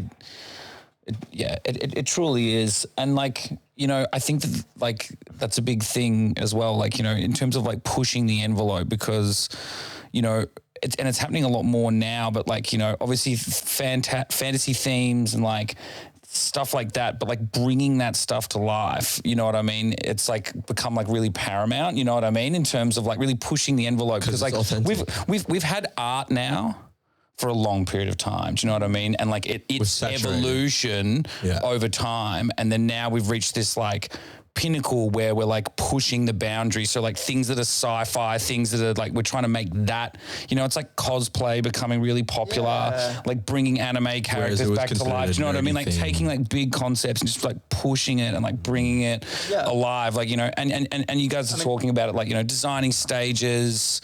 It's not just like It's not, you know, like the lighting, all the different like aspects of it. It's multidimensional. Yeah, man. You know what I'm saying? I do, yeah, for sure. And just going back to that point, like the one thing I've read before is like that we've moved from a consumer culture into an experience culture.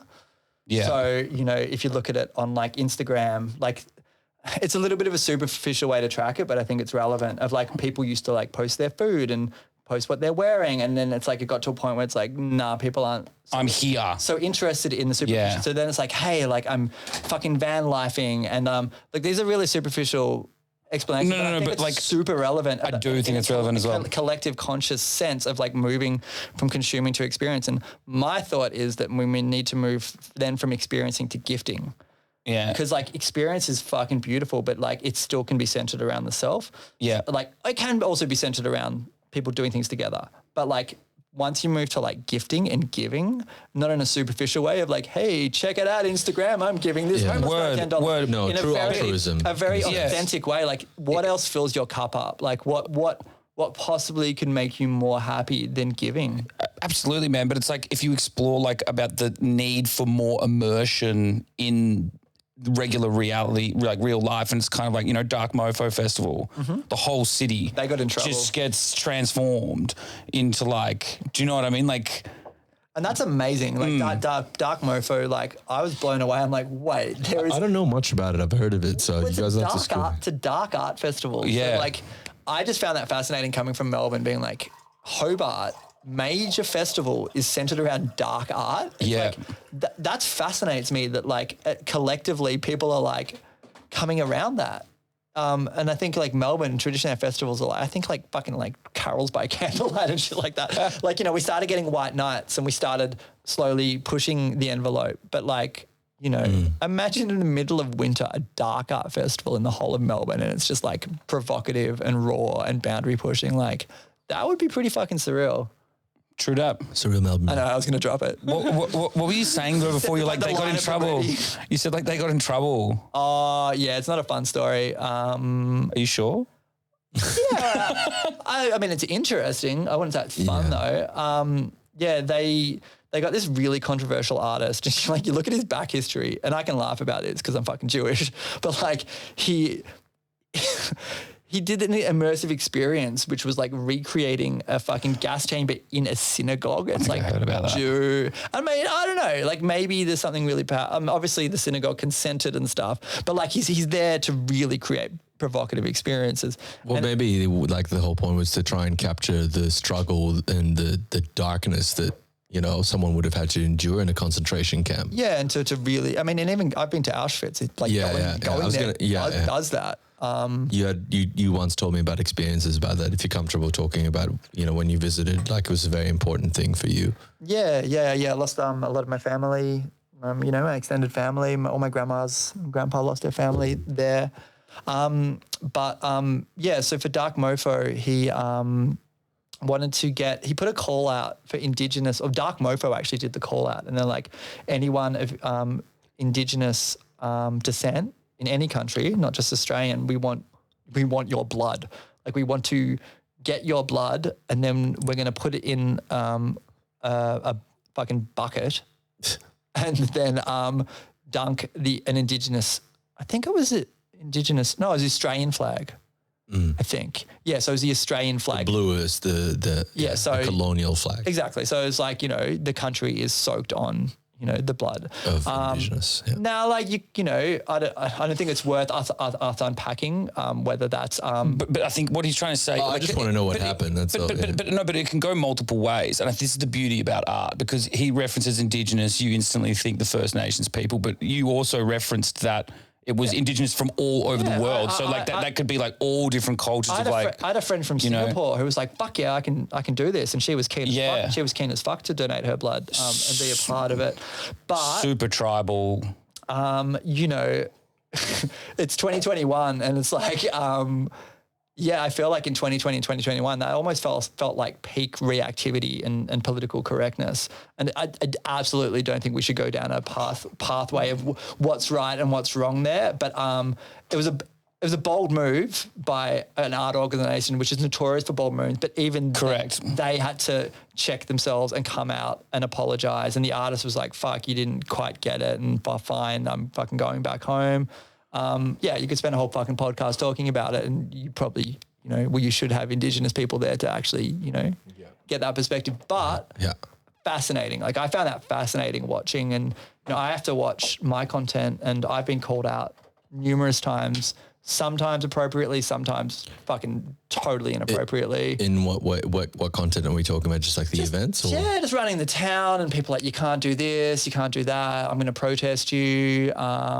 You're a cis white male. That actually happened to you?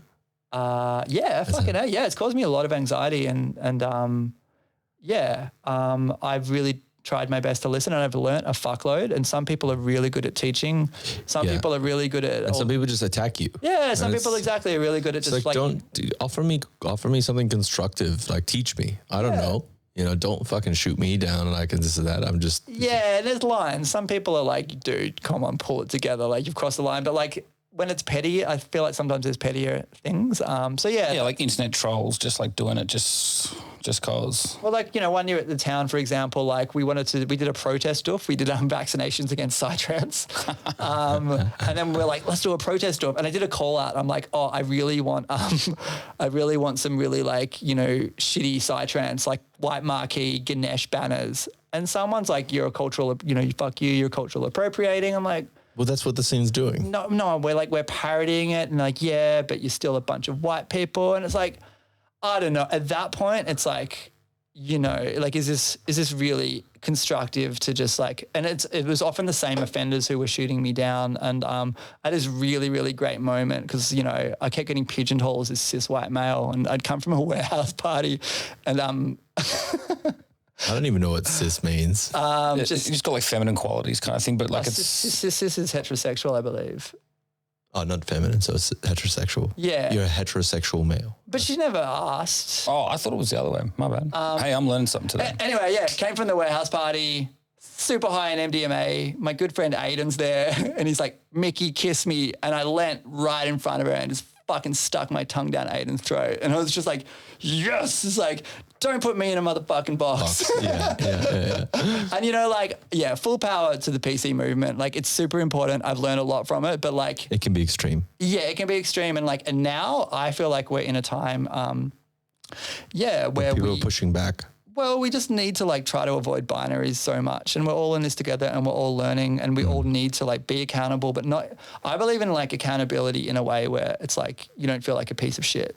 Yeah. Because like, I think if you feel like you hate yourself and you're just like, I fucked up and I'm a failure, it's like, I don't think it's good accountability. Like, I think you need to like, hold people accountable while being, I feel like compassion is missing. Like, but it's about not shutting down like good discussions as well. Do you know what I mean? Like, we've still got to be able to talk about the tough issues and be able to do that with a sense of clarity. And also, like, it's hard because like, people get too upset sometimes, and sometimes it shuts down the fact that we can even have the conversation. And I think that like, it's important to be able to talk about things like openly. And absolutely. And that's why I love comedy as well. Because it can be a really good way to get some of the tougher stuff out. Absolutely. I mean, like, even us, we're talking about serious topics, but we always delve back into comedy to sort of like, but like lighten the energy. Yeah, exactly.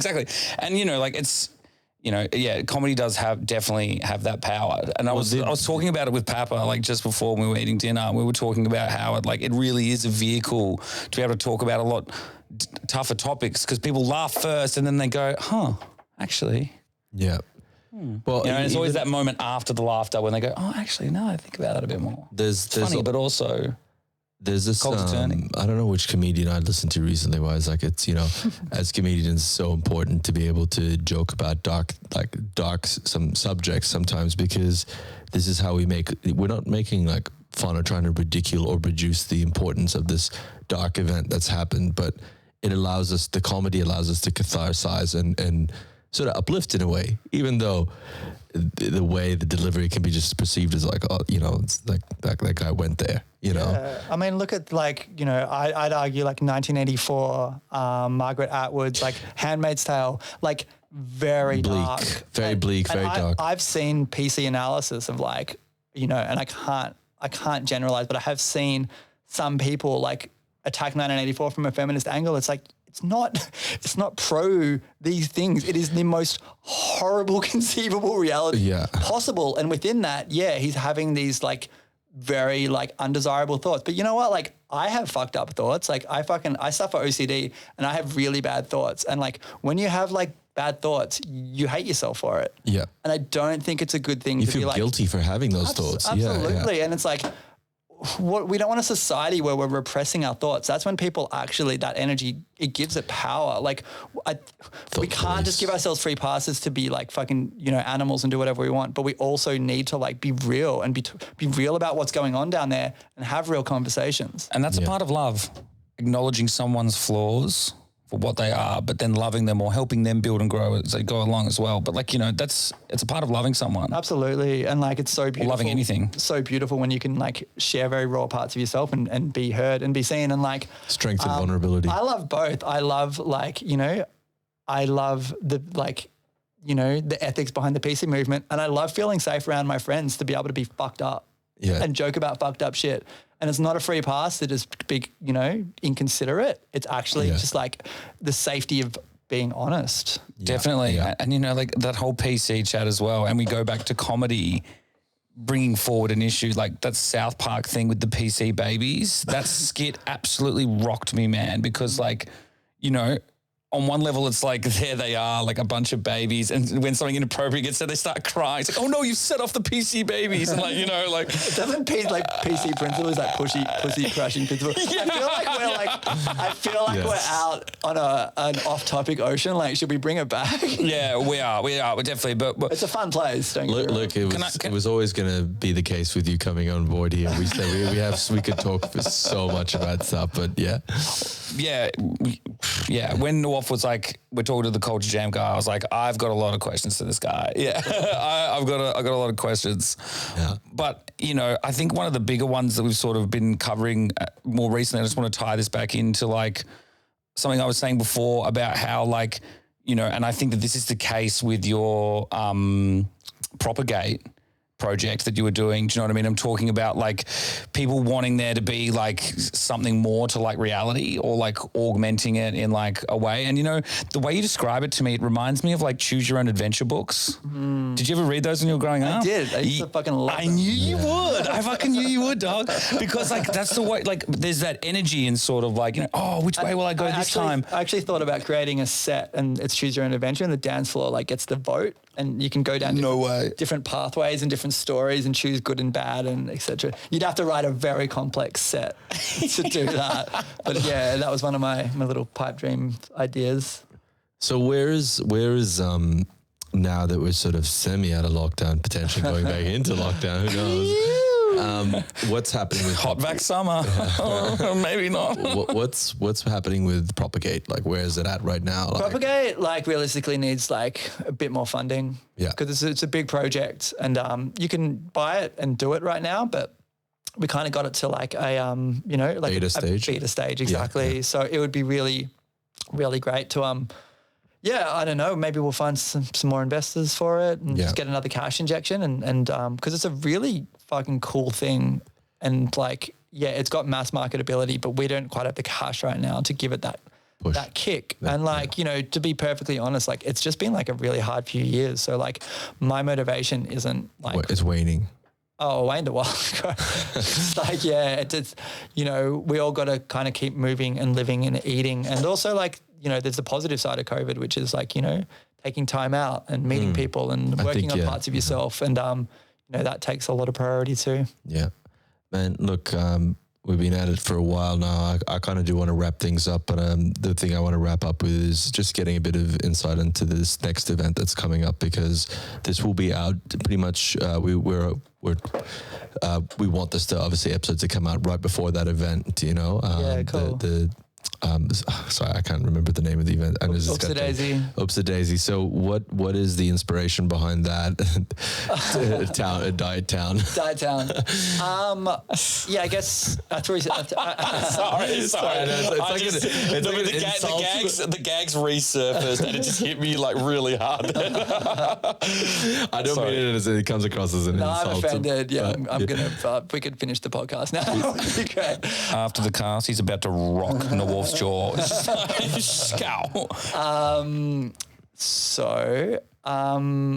I was throwing an event for 10 years, about 8 years actually, called Stacks On. Series. Stacks On, completely real fun day party, circus, colour, good music. I think I've DJ'd there. I think you booked me once. Yeah, maybe for the side stage. Yeah, that rings a bell. Bitch, you better put me on main stage next time.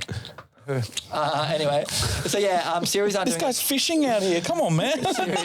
Series aren't doing events, so I found this other beautiful venue, which is kind of very similar to Series, Edendale Farm out in Eltham, beautiful location. And I don't have the capacity to run like a wild world beyond or a town right now, like in this climate. I need a team. I need like the motivation to just like dive deep on concept. So a fun day party, which is just, like all the fucking awesome Culture Jam crowd, colourful people. It seemed more feasible. Yeah. And I hope when this comes out in a month, like I am just buzzing and ready to go. Because right now I'm dealing with, Omicron cases rising and weighing that all up. And like, should I postpone? Is this game is being played all over again now? I'll just be completely like transparent. Like if people have like Culture Jam and have been to my events, like come to this, because like if this doesn't go well, I'll probably stop doing events for a while. Yeah. Like, and that's not like that's not me trying to get people. That's just me being honest. I don't want to sell the gig when I'm, I'm having doubts. these hesitations. Yeah. And it's just like, at some point I might communicate. I've been marketing Culture Jam and I'm like, never show weakness, always show strength. And like in the next month, I just might be like, yo, this might be my last event. It's just me left. I fucking, like... I'm here for you, bro. Thanks, man. Me and you, bro. You're my one friend on Facebook. When I launched the event, it was before Omicron. So, there's a very real challenge. And I didn't want to be in this fucking situation. Like, none of us did. Like... No. There's no dancing now. Like, how many gigs just got cancelled? Well, even... Indoor. Indoor. Well, even like I had a chat with... Luki from Red Forest and we're the Wild Things Festival, so I'm helping running markets there, and obviously this episode is going to come out after the event, but they had an after party with a venue that had a capacity of 1,000 people. Yeah, the Croxton. The Croxton. That there's a potentiality that might not happen. I mean, I don't know. Hopefully, by the time this comes out, I can say that that happened. And I hope so too. I mean, at least it's not the main event. But who knows? Maybe this podcast will come out, and I fucking hate to say it, but maybe Lukey's event and my event will be cancelled or postponed. Sure. But what I'm hoping is that because right now though, like really, Melbourne, Australia, our whole country, we're in a moment right now that the rest of the world. No, but the rest of the world has been through this. They've done it, man. In America, in other countries, you know what I mean? Like, in terms of like, and this is where it kind of annoys me that like they're attacking dance floors in particular as like the reason why COVID's spreading. Like the thing is, right, is that like if it is as virulent as what they say, we're not going to be able to stop it no matter what. You know what I mean? Like unless you do that sort of like post-World War I, like super grim lifestyle that we were all living where it was just like cooking and like, being at home. Like there were good elements to it, but you know what I mean? In terms of like we'll push to that real like... But it's so relevant that like, and I'm not even necessarily against it, but like, as I said, like, actually I don't even think I did say it. Before COVID, like, as a festival organizer, you're always the one without the power. You're always the one who's like guilty until proven innocent. You have to prove yourself. And someone else has the ability to just be like, nah, you know what? You didn't follow that rule. And it's like, yeah, but why when you don't follow rules, don't you suffer? Why? It's always in the venue's hands or the council's hand. And like, I don't want to sound like fucking like super whiny or anything, or the victim. The exactly. victim mentality. It's more like I genuinely feel like that's just the way it is. You work so hard on a venue and then one little thing goes wrong and they're like, sorry, we won't have you next year. And you're like, well, there goes like... the 3 months of planning and all that. But if the venue fucks up, you're like, oh no, that's cool. That was a little bit of a bother, but hey, can we fix that up next time? Because, you often don't have the power. So for events to be the first to go and the last to come back, it doesn't feel out of line with what we're used to.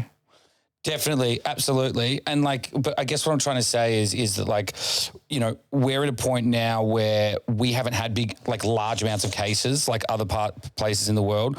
And, you know, like we're just sort of like coming out of lockdown, still really freaked out about like all the and everything. But like, this was the whole point about the rush to get people vaccinated, you know what I mean? Because the only like defense that we have, and we knew that as soon as you open up, that cases were going to surge. You can't stop it like entirely from spreading. No. Do you know what I mean? Like it's going to happen. But what you can do, what they're trying to do is just like minimize the impact. Sure, but we're still dealing with. We're doing a good job of it, but we're still dealing with absolute fucking chaos. Yeah, and the goalposts keep shifting, and it's no one's fault. And you get double vaccinated with Pfizer, and then it's like, oh yeah, Pfizer's 30% effective against Omicron, and it's just like, you know, the climate's hectic, and it's minute to minute, hour by hour. It literally is. I called my friend who's he does our security and medical, and was just like, "Can I book you for Oopsie-daisy? And what's your thoughts on it?" And he's like, "Mate," he's like, "They don't have any idea what the fuck they're doing, and if they tell you they do, it's full of shit." It's like, we're fucking humans, and we're never, you know, we don't have any reference for a pandemic, and we're just trying to work it out as we go. And it's like, yeah, it's super,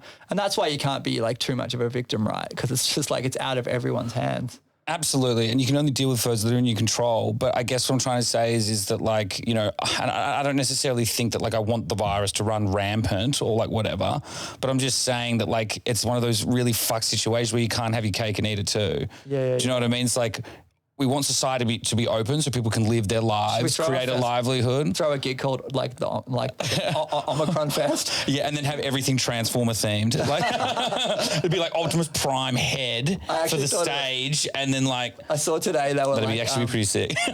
They're like, you're not allowed dance floors unless it's a wedding, and it's just like, let's just throw weddings. Like let's just change all the parties to weddings. Yeah, it's a big bar mitzvah. It's huge. Big Jewish family. Yeah. It's fucking Catalina wine mixer, man. Why is Delta good headlining? Mate, Delta rocks. Bringing it back. Bringing it fucking back. I don't fucking know. Like, you know, mate, come to Oopsie-daisy because I will always throw a great gig. You know, like I pride myself on that. I've never thrown a shit gig. Amen to that, my man. But like I said, I'll probably just be transparent. But you know what? Like I pulled a tarot card today, and I know I'm sounding like more of a hippie by the fucking second, but like it gave me a sign to just like hippies. It gave me a sign to just like pull back, give myself some space, and like a surge of creativity will come back. And you know, like 2 days ago, I felt fucking amazing. I just booked a sound system. There were like 17 tickets sold on that day. So I just think it's like, it's natural right now to have ups and downs. And I'm at a point in my life where I don't want to fucking be a fucking facade or be a salesman. And like, I'd rather say exactly what I'm feeling. That's more important. Word. And I think people, when they see this, will stand by that and go, fuck yeah. Definitely. Like it gives them more of a reason to go, I'm going to come to that. Because that's this person's livelihood that they've spent 10 plus years working on this thing purely to give them or us an experience that is just different, that doesn't promote hedonism and drug taking, but actually an ability to shed baggage. Yeah, and I think Culture Jam provides a really special alternative to in a healing space, you know, and not in a pretentious way, like in a very organic way in the scene. And I think it would really suck for it not to be there. Dude, it would be pretty devastating. I think a lot of people would be devastated because a lot of like I said, and like not talking ego here, but I get it everywhere I go. You know, it really means a lot to people. Absolutely, and that's why I mentioned. I mean, there's a reason why you go to festivals like Dragon Dreaming or like whatever Yamaya, and lo and behold, there's a little Culture Jam element there that like these organizers and promoters like ask you. Like I remember Lukey from Red Forest, like we were at Dragon Dreaming one night, and I think he had like a fake mental asylum and had like a ball pit. That was so close to home. Yeah. Just like one night I was trying to like lock the mental asylum, and I was just all like in my head, I'm like, oh my God, of course I built a fucking mental asylum for myself. But it was like honestly it was full of ball. It was 20,000 ball pit balls in the mental asylum, and we had like doctors and nurses, and my friend Kim Little, oh my fucking God. The first night she's just like, I've never seen someone like so like simultaneously in character and genuinely like she was doing like psychology sessions for people, but in character and diagnosing like masturbation and more like techno and stuff, but like so present and like genuinely like working through issues with people. And the ball pit is therapeutic. Like they actually use it in trauma therapy. It's like you're safe and it's childlike and like yeah. So yeah, we built a cage and put 20 balls. Yeah, and I went in there by the way and played with Luke. He was just like throwing balls and like being absolutely chill and laughing. That's what I love as well. Is like just seeing like all these different people with all these different ways of reacting, and they come in there and they just become instantly like playful and childlike and. But it's funny because people always say like, "Oh, you're too old for that." And it's like, I hate that mentality. Yeah, you know what I mean? hate that with the passion. You know what I mean? Like, "Oh, you're too old to do that." It's like, by whose standard? That's a narrative that someone else has put on you. What do they say that about? Like what Dungeons and Dragons? Like anything, man. Yeah, now look at it. Dungeons and Dragons is cool. It's booming. Yeah, my friends love playing Dungeons and Dragons. I want to learn how to play it. Yeah, absolutely. Yeah. Like surely it's cosplay. It's cool. Like, being nerdy is cool. Yeah, surely you get to a point in life and you just don't give a fuck about what's cool and anyway. Well, and I've really tried to avoid this in my events. Like, be anything that is cool. Like, cool is lame. Cool is like I've been to certain techno gigs and I'm like, people are high on drugs, concerned about being cool. Like that sounds so fucking stressful. Like being high and like being concerned about like image and obviously I'm being a judgmental fuck from the outside making that assessment. No, but I fucking seen it and I stand by it. There's this strange thing. Like it's funny because I was saying to my friend yesterday, like, there's a Boris Pressure and Thomas Schumacher gig. Like there's going to be a lot of people obviously doing drugs at that thing, but I'm like, I just genuinely love this kind of techno. Like I just cannot wait to just find a corner on my own and just shuffle. And just fucking get out of your soul, hey. Just like, I just want to dance. I don't want to drink. I don't care. Like this will be the day after Where the Wild thing. So I would have literally I would work from 8 a.m. to basically midnight on this festival, working with the guys, and that's work, But I'm like the next day, well, I'm just going to go dance. That's all I want to do is dance. And then it's like, unfortunately, the environment not everyone shares the same, I guess, sentiment sometimes, but, Definitely, but that's the thing. You get better at weeding out the Oh, you just got to do your own. I think you just got to do. Because, that just, you just. I think it's rather than weeding out, like I wouldn't use that term. I'd just be like, just go do your own thing.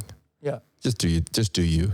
Nobody can do you better than you. Yeah, but like people will see that, and then if they resonate with that, then you create a vibe. I mean, that just generally for me, that's what happens. Like around me is it's like man, I'm just here to play. I just want to play with people. Yeah, and there's a law of attraction. You suddenly find yourself like clicking with the right people, and it's a good time. Much like the last 2 hours and 50 minutes, guys. Wow, should we wrap this up? No, I'm just saying. I'm just saying. No, this is probably the most fluid conversation we've had so far on the show. I mean, we've had some great conversations, but we've gone deep. We've gone to some really interesting pockets and haven't spent the right amount of time at each one. It feels. It's been cool. Shout out to Earthcore. Shout out to Spiro. May you rest in peace. Yep, thanks for booking Tism. I would have, the things I do. Fuck, Tism at a music festival. That was like my dream. Was to book Tism, yeah, they're old and retired now, but fucking geniuses. So let's wrap this up. So when is the date for the gig? Feb 20. Feb 20. So Feb 20, guys, if you support Mickey and everything he's done over the last 10 years. I'll give you a hug.